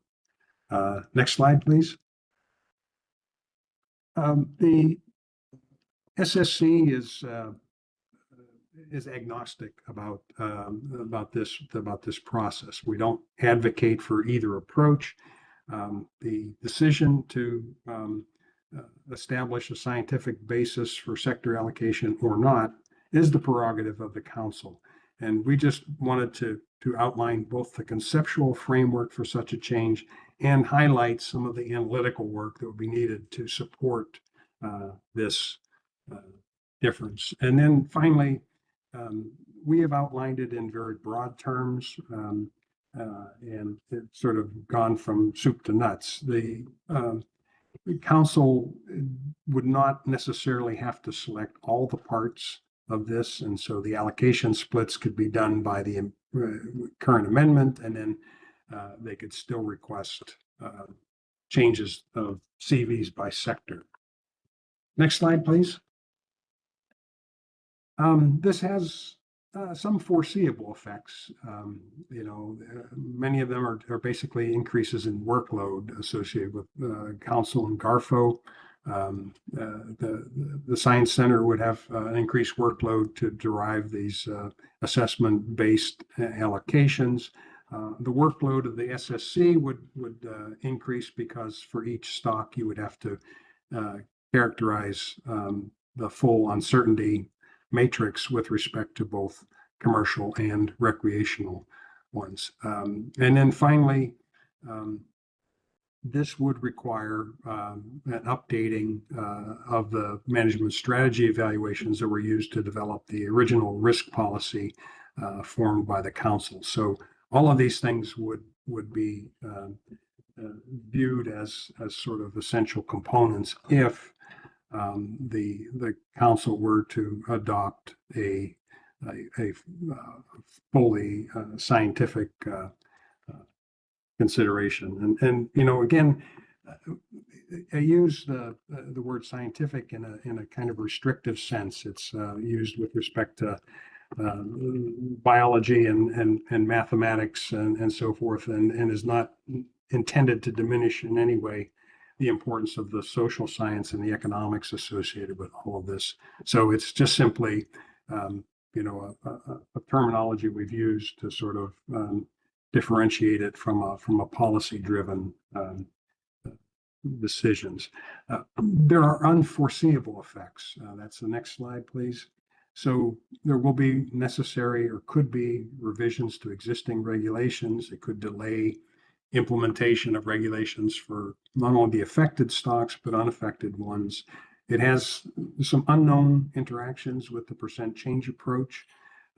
And there could be some other interactions with species outside the FMPs, particularly bluefish in terms of council managed species. Commission managed species, of course, would also possibly be affected. So if these differences, or if these proposals, or if this approach results in differences between the council and the ASMFC, then we would have a need for an intervention by GARFO, the regional office, to address them. And then kind of overarching issues are the changes to MRIP, and then the potential legal issues depending on how these things are interpreted. So if we get into some of the conclusions, I have 2 quick slides on that. The first, it's saying it is possible to do this. It would have some considerable costs, and the timeline for that is unknown. And the council could elect to parts of this process as opposed to a full, soup to nuts science-based project. And there's a lot of details on the technical aspects of this in the white paper for your consideration. And then my last slide is that, these longer term consequences for management are less foreseeable. If the council wants to pursue this further, it would really require kind of more of a comprehensive planning exercise by the council in terms of like what kinds of information are we likely to get, how will we respond, and what are the consequences for the timing of management measures. And then finally, we note that if the council's primary objective is to assess the uncertainty of catch estimation, the timeliness of that information, and exceedance of catch targets, these can be addressed within the current structure of the management prerogative. Specifically, the management uncertainty can be used to differentially reduce the ACLs for each sector to derive the annual catch targets. So I'll turn it back to Julia with that, and then we'll continue on. Thank you. Thanks. So just one last slide to summarize the council staff recommendation, which is to not move forward with developing separate OFLs and ABCs at this time for a lot of the reasons that Paul outlined. An important consideration is that to move forward this and further develop it, there would be pretty big workload concerns for staff at the council, the Science Center, GARFO. There would be more work for the SSC, and there might not be capacity to take on that additional workload at this point in time. In addition, depending on the direction that you want to go in, again, the legal implications have not been evaluated, so we would need to do that. And at this point in time, it feels as if there's a lack of clear objectives from the council and the board for such a change. So if the council and board want to move forward with this, it would be helpful to clarify the objectives. And if there's concern about, if the main concern is the potential for one sector to negatively impact the other, that this could be further explored in other ways. So for example, the topic of management uncertainty buffers was mentioned as something that already exists within the realm of things that the council and board can already do and can be applied differently to the two different sectors. So that's just an example of a way that, potentially could go in a different direction if that would get at the concern that's really driving all of this. So that's all we had. And again, the objective for you all is to ask questions if you have any questions, and then talk about where do we go from here. And again, from the perspective of the tasking to the SSC, they did what the council asked them to do. They developed that white paper. That's final. So if there's any further next steps, we need clear direction from you all in terms of where do we go from here. All right, thank you very much, Julia, for the presentation, and Paul. Thank you, and to not only you, but the SSC for the thorough review of the work and the summary and the conclusions that you all reached. I'd like to turn at this time to board members, council members. If anyone has any questions, we can do questions, comments at this point, and see what direction these two management bodies would like to go with this work. Jeff Kalin. Yeah, thanks, Mr. Chairman. I'm not going to articulate a direction, but on this particular slide, relative to the lack of clear objectives bullet, isn't the bullet below that the objective of this? And that is to eliminate the potential for one sector to negatively impact the other. That's the whole enchilada, I think. I haven't seen anybody else articulate any other objective than that. So I don't know if anybody else has any other ideas. I don't know what else they would be, because I do think that's really the concern from the public that we've heard about. So thanks. Yeah, thanks, Jeff. I mean, I think what you pointed out is the objective or the concern is that there's negative impacts from one sector on the other. I think what we've heard is Julia explained that it hasn't happened very much or often. There's a method to doing what was asked to be done, which is to separate the sectors. And there's feedback on how that looks, what kind of cost there is for it, how much all the background information on how to continue with the work, that's something that we need to discuss, debate, and determine where we go from here. So, Jeff? Yeah, I recognize that, and I understand that. I think I'm just glad a lot of work and thought has been put into this up to this point in time, and so you're right. I'm not making any recommendations to move forward or not today, but I'm not sure. The thing I wanted to say, and people, this might be a surprise for people to hear from me, is I do think that the percent change approach has worked to limit the potential for the recreational sector to exceed its limits. I just looked at all the data today on these 4 or 5 species that we've been looking at. So I do think it's worked. I'm not sure it's perfect, but there's been progress made. And Julie, I think I appreciate all the work you've done on this because you've been at this from the beginning. So I'll make that statement and then I'll stop. Yeah, thanks for that. And I see Rich's hand and a few others. I will also make the point that this is a product that the work has been put in. If continuing on now is not something that the council and the board want to do, we can put it in our pocket and bring it out at another time. And that's always something that can be done too, given that the work's been evaluated and reviewed, and we could move on it at any point in time in the future. Let me go to Rich. Can I see what hands, folks that have comments? Michelle, Bobby, Rich Wong, go ahead. Thank you, Mr. Chair. In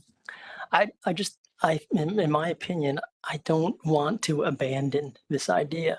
I don't think we're at this point. And then you brought up a good point, Mike, that we could shelf it and look at it later. But I don't think we should say no to it right now and forget about it, because there could be tremendous benefit coming out of this further exploration.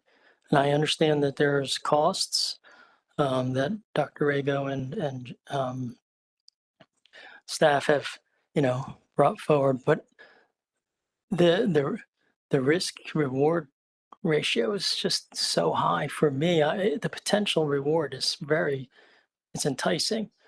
One, it does clear up the negative impacts from one sector onto another, but it also could give us another way to allocate, and that's a that's a very thorny issue that we have to deal with all the time. And we have right now, we rely on political and haggling between how we allocate between sectors, or it's based on some arbitrary reference point, like how we fished 30 years ago. I mean, those are really those are the most vexing issues, I think, in fisheries management. Sector differences, sector issues, and an allocation. So that's my opinion. Thanks, Mike. Thanks, Rich. Michelle Duval. Thank you, Mr. Chair, and many thanks to Julia and Paul, and again, all the others, members of the SSC who were involved in the development of the white paper and for the discussion that occurred, I guess. So I guess maybe a question for Paul, and I apologize if I'm misunderstanding this. So if the allocations are derived from like the application of, commercial and recreational fleets from the assessment models, doesn't it follow that, if one sector is, quote unquote, over harvesting or has a higher level of catch, won't that simply result in a larger sector specific OFL? So if one sector, has a lot of discards in a year and the other one doesn't, I mean, it seems like, and so I guess that's my question, then I have follow-up. Yeah, sure. I think you've hit the nail on the head. it's not a question of what is desirable. It's a question of what is. So in the context of the assessment model, it is saying that under the current pattern of selectivities for the four fleets being commercial landings, discards, recreational landings, and discards, the allocation that is consistent with that selectivity set can be derived analytically. That simply reflects the observed and estimated pattern of that. It is not in any way designed to be a determination of what is desirable and so forth.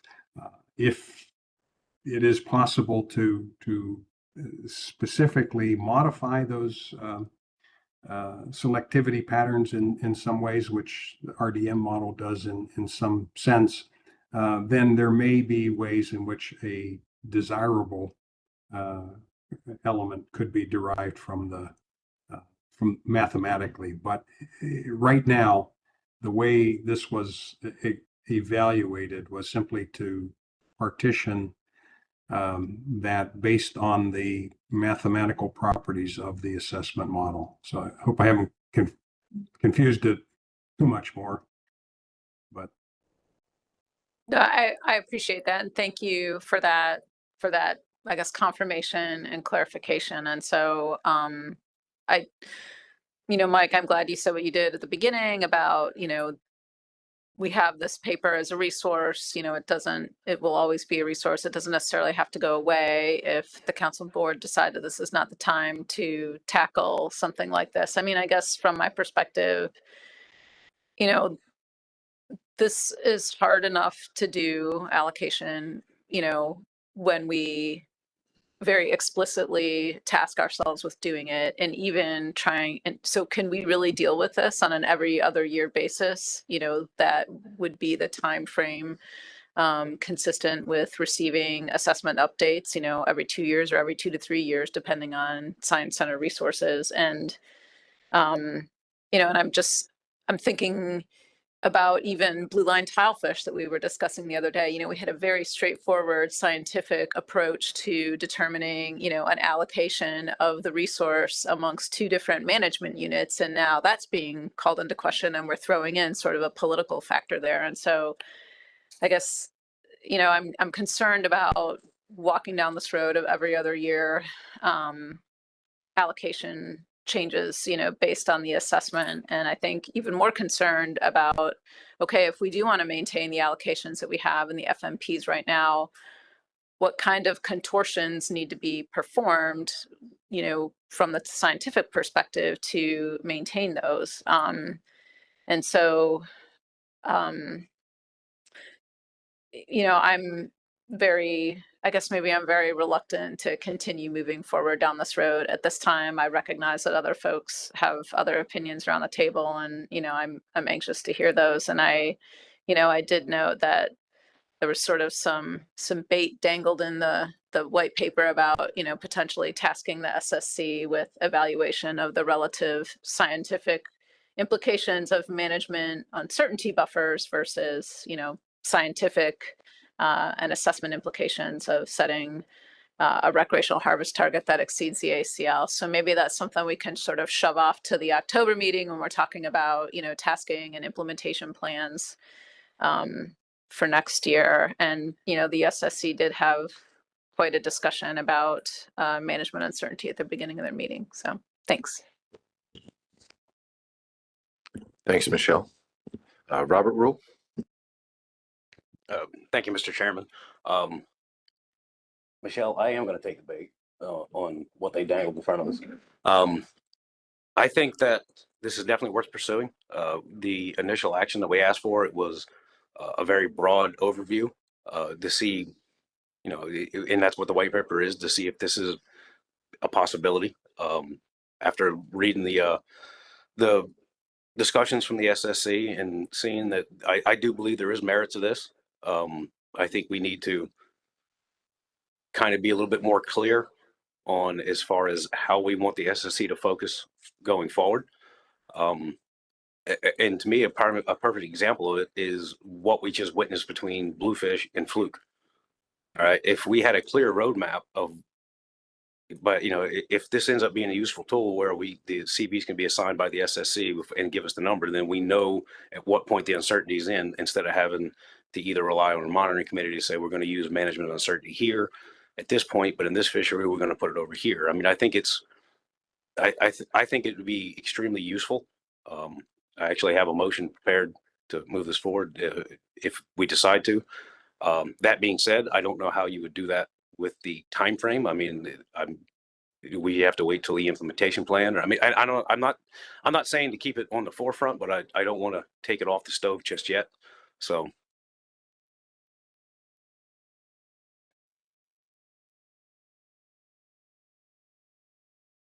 Okay, I'm going to keep going around the table. We have some other hands if folks that want to ask questions or have comments. Next is Chris Fatsavage. We'll come back to you, Bobby. Yeah, thank you, Mr. Chair. Yeah, I share a lot of Michelle's concerns regarding the allocation aspect of this and the frequency of it.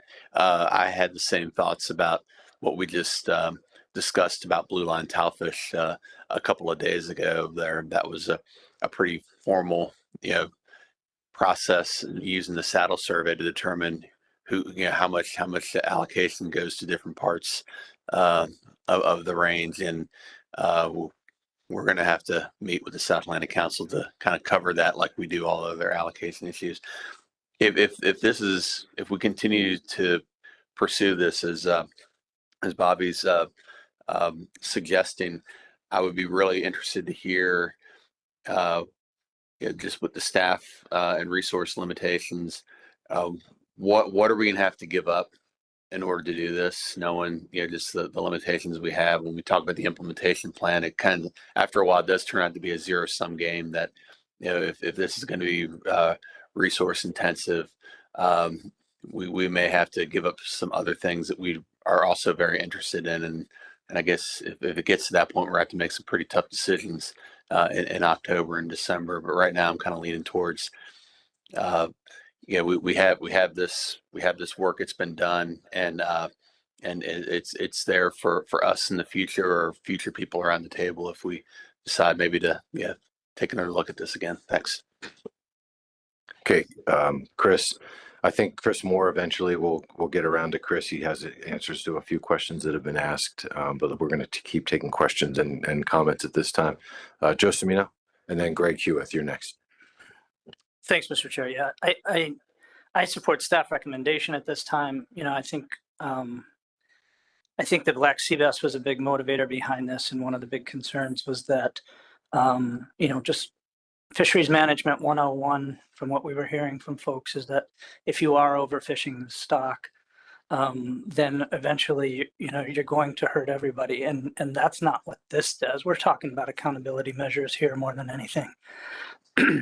I think, I agree with Jeff Kalin. The answer is you don't want one sector to negatively impact the other, but we're fishing on the same stock. And so if we're allowing overfishing by either sector, they're going to eventually hurt the other sector. We're talking about point estimates for MRIP. I really appreciate the work that was done on black sea bass, because I think with what we have with the modeling, that evaluation of, kind of a realized F, are we there or not? Are we setting the proper overfishing limits is the most important thing. I don't love everything about Magnuson, but I think its task to us is pretty clear and in this sense fits. We have a job to do to make sure that the overfishing isn't happening in either sector. I think for the recreational fishery, we can do more than just worry about those point estimates at times. I think there are other ways to look at, both the true harvested and the impact of the discards. But I worry that this notion isn't really what gets us there, and we still are almost avoiding, the task at hand for us. Thanks. Thanks, Joe. Greg? A lot of what they commented, Michelle and Chris said, I agree with. And I think that, what Jeff said before about the percentage change point, approach actually may be working here. I mean, I'm not opposed to seeing how this, I would, let's just say, let's see how that plays out almost, if it's working currently and, this may be a solution for us or whatever down the road here. And then on the other end of it is, I just think that, I don't think we should totally get rid of this, but I think we should, keep it in mind. And if we need it down the road, we just keep it that way. But, so at this point, I think, Jeff, you kind of answered my question before, and it is kind of working a little bit, so if it is, let's again, see where it goes as opposed to starting something new that we don't have to start. So that's it. Just the one thought that I'll add before I pull on Paul. Just this week, we kind of got into, I would use the term bucket. We got into a new bucket, I think, with management uncertainty, right? There's questions raised about what it is, how it can be applied, how it can be used, what other provisions are in Magnuson that allow for managers to change. That's an issue that we're going to have to take up, in my opinion. I think we're going to need to clearly define the roles, and that's a process that we're going to have to undertake. And that really wasn't made. I wasn't thinking about that until we got here. To add more to it right now seems like to add more work as at this point right now seems like we're kind of getting ahead of ourselves, although I'm contradicting myself and saying that I like to be ahead of the issues rather than chasing what's happening. So that's kind of where I am with this, trying to figure out how to take something that was worked on and developed and potentially hold on to it for use down the road, maybe. I haven't heard a lot about working more on it now other than what Councilmember Rule stated, but let's see what a few other folks have to say. And then I think we'll have to take up the issue, either put it on pause, put it behind us, or have some form of direction for the SSC moving forward.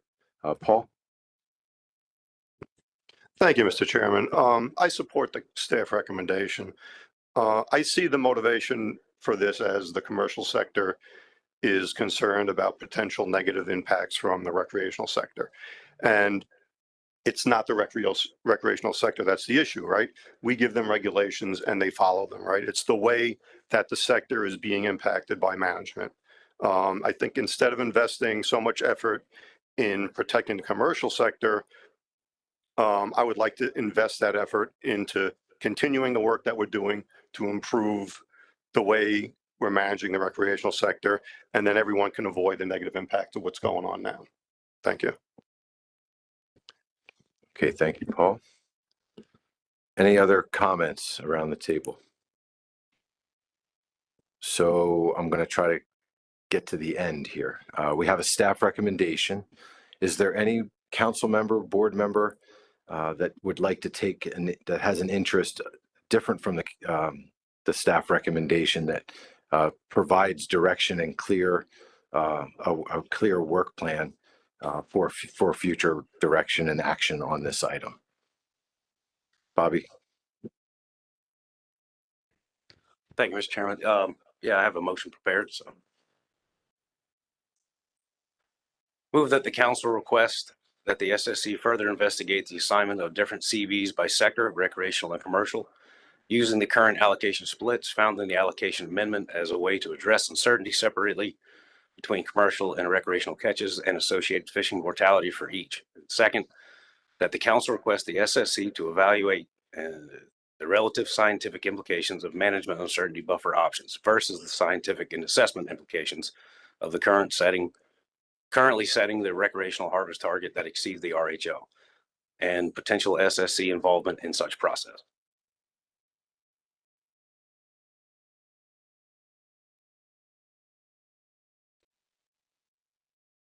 Let me see if I can muster up a second on this one. Is there anyone from the council that would like to second this motion?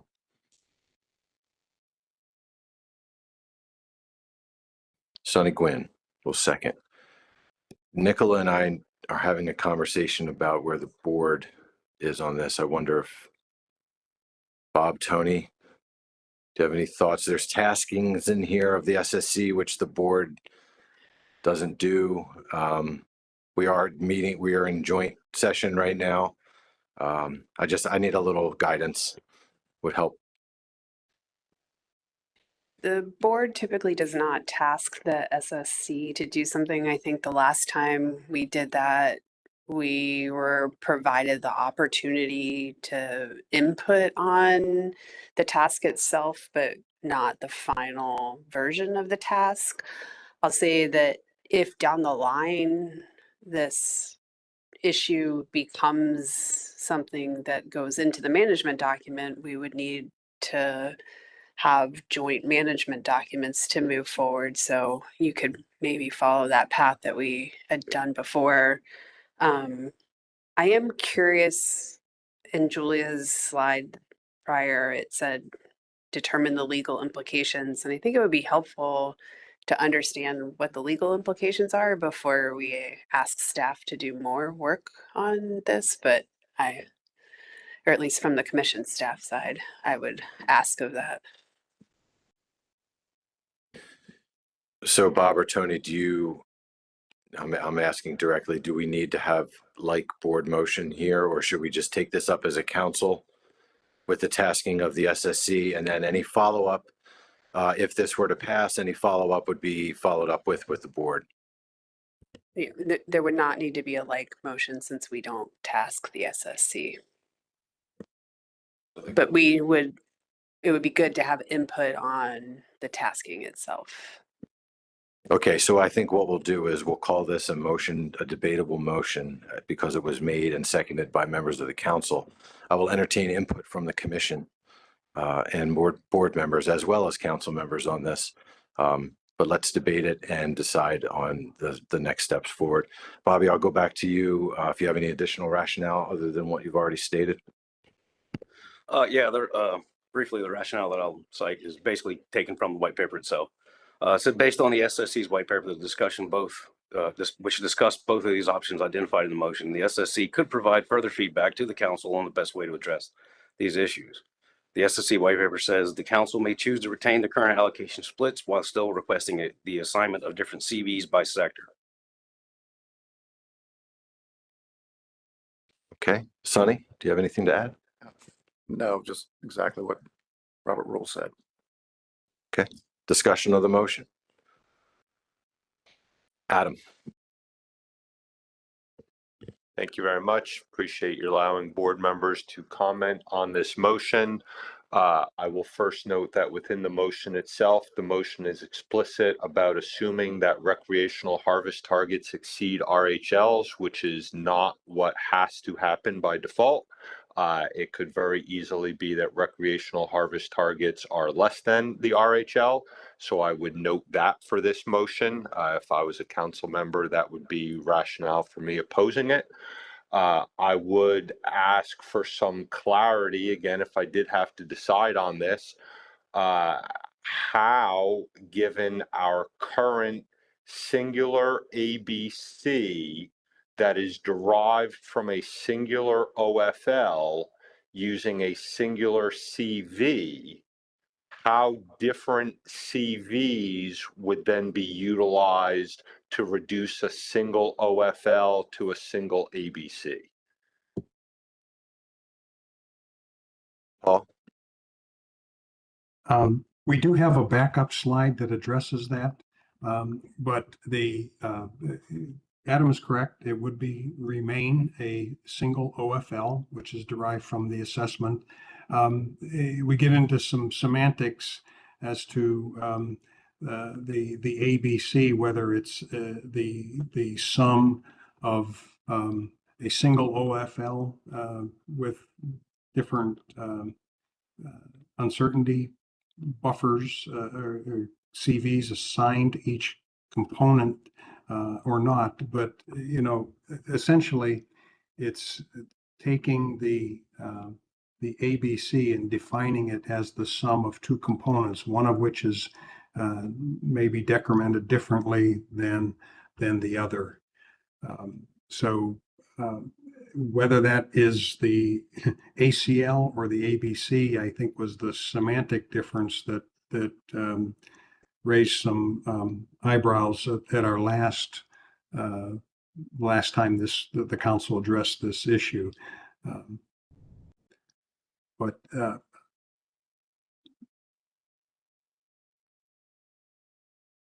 there is a graphic that's associated with that, but I'm not sure if the chair or anyone else wants to pursue that particular component at this point. I'll leave it up to you, Mr. Chair. Yeah, I'll ask Adam, do you want to go? Did you get an answer from Paul that you were looking for? Well, I think I heard an answer, which again, I can't vote on this, right? So again, I appreciate the opportunity to ask questions here. I heard in that there would be 2 ABCs derived that would then become 1 ABC is what I'm hearing. And here it is on the slide. This is separating. And so what the SSC is going to take a single OFL from the assessment and then use 2 CVs to come up with a separate commercial ABC and a separate recreational ABC, even though that's not what we're allowing to have done right now, but then they're going to do it anyway and add the 2 together. I'm a little incredulous, quite frankly, that we've even gotten this far on this topic today. Thank you. Thanks, Adam. Any other discussion on the motion? Seeing no hands, one last time around the table. Michelle Duval. Yeah, thank you, Mr. Chair, and I appreciate the motion, I guess. The second piece, the tasking of the SSC to evaluate, in particular, the relative scientific implications of management uncertainty buffers. That's something that I guess I would advocate for incorporating as, part of our discussion of implementation planning for October. Yeah, I don't know. I don't know if I toyed with the idea of, dividing the question, but I'm not really sure that that's actually going to do us any good. So, okay, I'll stop. Okay, thank you, Michelle. I would like to provide an opportunity. I'm going to take 1 or 2 comments from the public. Does anyone in the public? Megan and Mike. We'll take the 2 of you, and then council members be thinking about how you'd vote. We're going to call the question as soon as the public comments over. Thank you, Mr. Chairman. Megan Lapsey-Fries.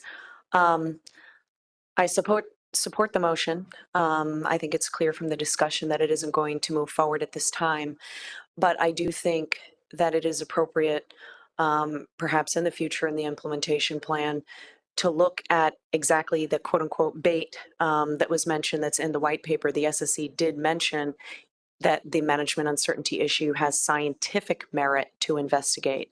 And that was also, a point made in the staff recommendation. And I think, if this motion were to fail, that would be, a way to get at some of what is actually in the motion. Thank you. Thank you, Megan.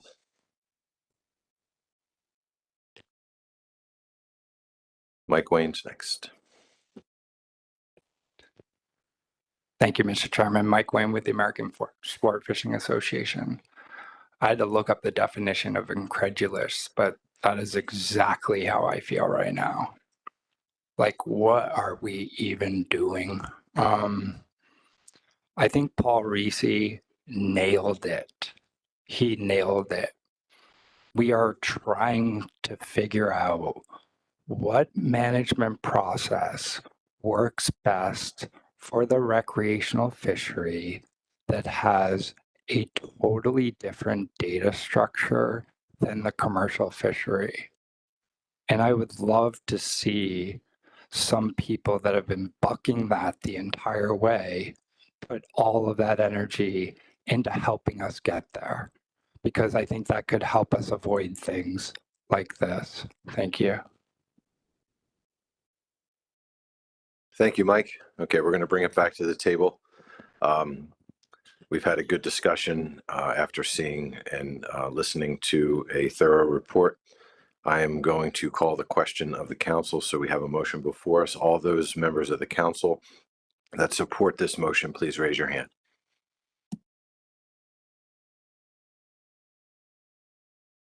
That's 2. All those opposed, same sign.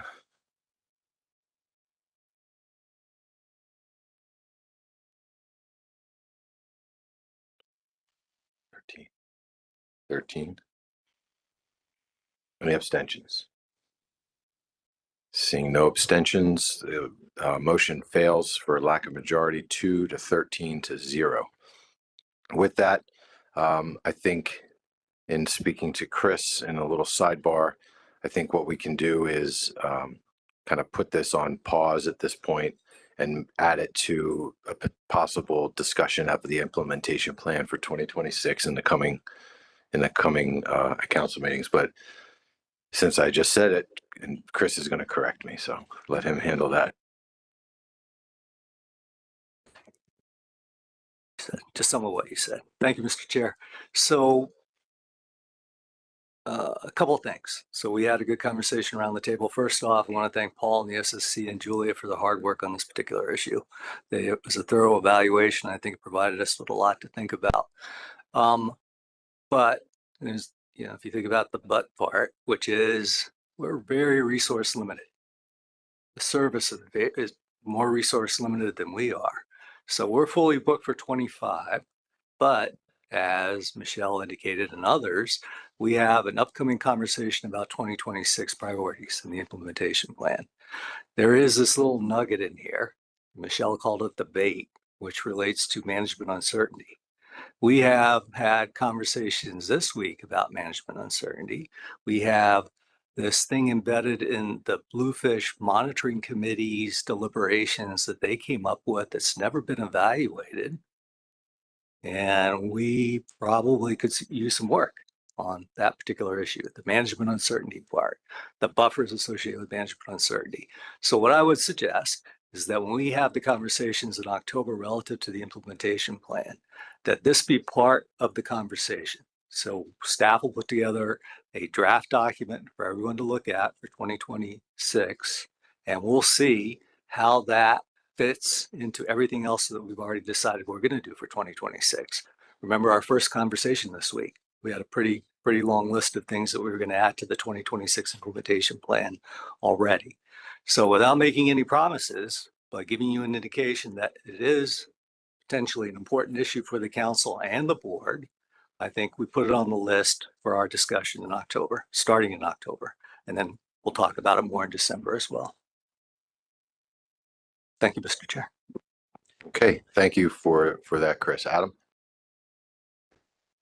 I think when we discussed this earlier, there was already brought forward the discussion of how to incorporate members of the appropriate boards at the commission level for that. And given that I believe that implementation plan discussion's only going to be an executive committee topic, not a full council topic in October for the draft implementation plan discussion, again, I will request consideration be given with leadership about how to get commission members there or to be part of that topic, because it impacts all of us on these jointly managed species.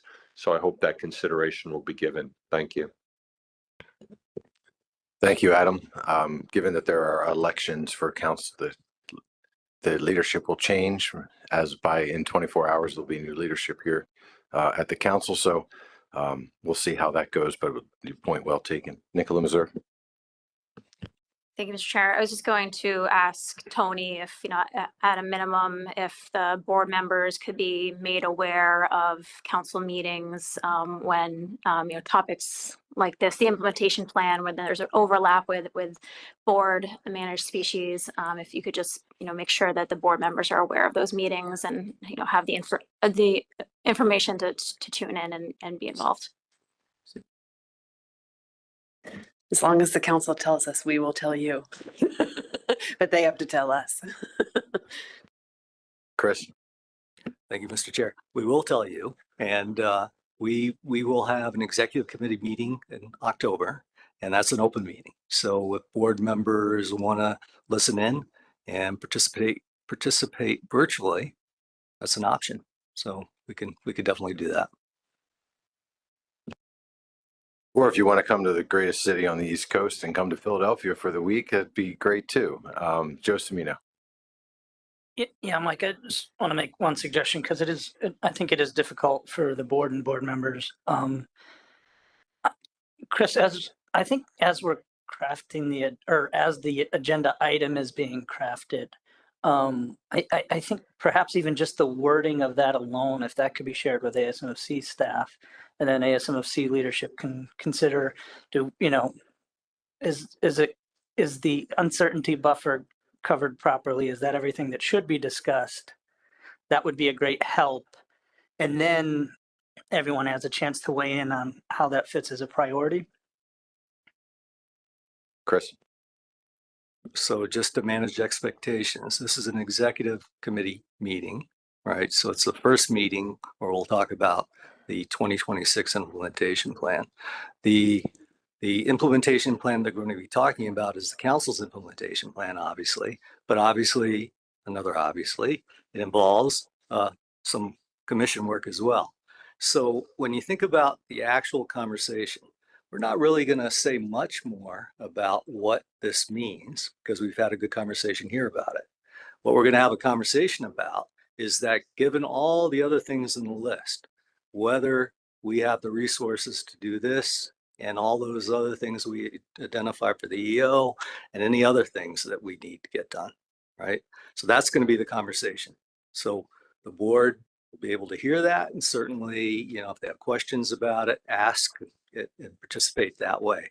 But the decision for the draft implementation plan that's going to go to the council is going to be made by the executive committee. But again, open meeting, I think it'll be fine in terms of how it's going to proceed. Thanks. All right, thanks, Chris. Are there any other questions for Chris about logistics on how this topic will come back up?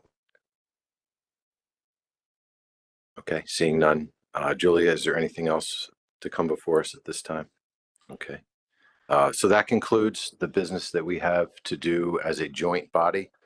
So I'd entertain a motion to adjourn this joint body. Seeing that from Sonny Gwynn, consider us adjourned. I'm going to turn things over to Nicola. There is a short board meeting only that needs to occur. So I'm going to first start with Chris. He's got an announcement about this evening, and then Nicola will take over from there. Thank you, Mr. Chair. So a couple of weeks ago, Sonny realized that this is going to be his last Annapolis meeting as a council member. And based on the fact that it's his last meeting, he decided to bring seafood for us to share with us. So we're going to have a seafood hospitality this evening. Cost is $25. That includes the seafood that Sonny brought, as well as the alcohol that we typically serve at hospitality. The $25 will cover the cost of food prep. So with that, everyone's invited. Actually, hospitality can start within the next 5 minutes. So Shelley is ready for us. So whenever you're ready to go up, and after the board gets done, if there's board members that are still here, you're welcome. So everyone's welcome. Thanks. Room is 632. And now I'm passing things on to Nicola. It's all you, Nicola. Okay, so what I heard is that we have 5 minutes to get through this housekeeping business that is before the board. Just looking to staff to see when they're ready. But what we're going to be doing is probably a lightning round of the plan review team reports for summer flounder, scup, and black sea bass. We have seen a lot of the fishery information today already, so I expect that staff will be going through it pretty quickly. And at the end, we'll be looking for a motion to approve the FMP reviews and any de minimis requests. So take it away. We have both Chelsea and Tracy sitting at the head of the table. All right. Thank you, Madam Chair. So we're gonna go through this pretty quickly. You can go to the next slide. Starting off with the summer flounder fishery management plan review of the 2024 fishing year. These are the 8 components of the review, but Hannah covered most of this information in her presentation earlier today. So we're gonna just skip right ahead to the PRT comments. Next slide.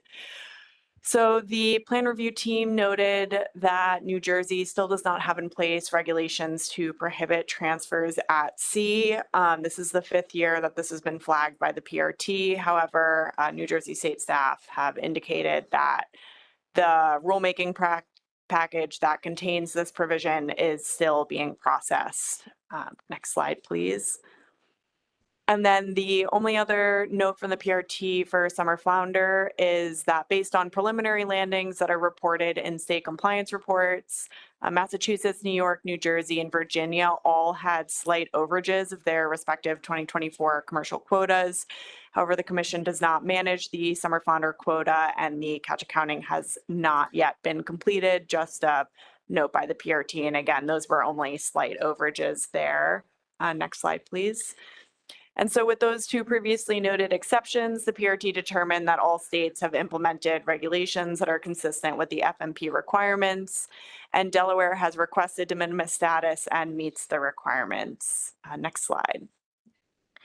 So now we're going to move on to the SCUP review, fishery management plan review of the 2024 fishing year. Next slide. And like with summer flounder, Hayden covered most of the content of the FMP review in her presentation. So we're just gonna go right ahead to PRT comments and recommendations. And SCUP's an easy one this year. There were no issues. The PRT determined that all states have implemented regulations that are consistent with the FMP requirements, and Delaware has requested de minimis status and meets the requirements. And now Tracy's gonna take us home with black sea bass. Thanks, Chelsea. And black sea bass, similar to the other 2 species, it's been covered pretty thoroughly today. So I'm just going to be focusing on the PRT recommendations. So there were no de minimis requests for black sea bass as usual. And then the only thing of note that I wanted to include here again this year is all states have appear to have regulations consistent with the provisions of the fishing year 2024. With one small exception that Connecticut regulations don't include the requirement for 2 escape vents of the parlor portion of the trap or pot as required by the FMP, but this is in the process of being rectified via a direct regulation change that should be finalized soon. And that is it. Okay, thank you, Chelsea and Tracy. Are there any questions from board members about the FMP reviews? I know the summer flounder overages will be paid back by the respective states. And it sounds like the regulatory requirements are being worked on as best states can do. If there aren't any questions, I would look for someone to make a motion. I believe there is one drafted by staff that would approve all 3 FMP reviews and the de minimis requests. Joe Grist, could you read that into the motion for me? Move to approve the summer flounder, scup, and black sea bass FMP reviews for the 2024 fishing year, state compliance reports, and de minimis requests from Delaware for summer flounder and scup. Okay, motion by Joe Grist. I believe I see a second from Matt Gates online. Is there any objection to the motion?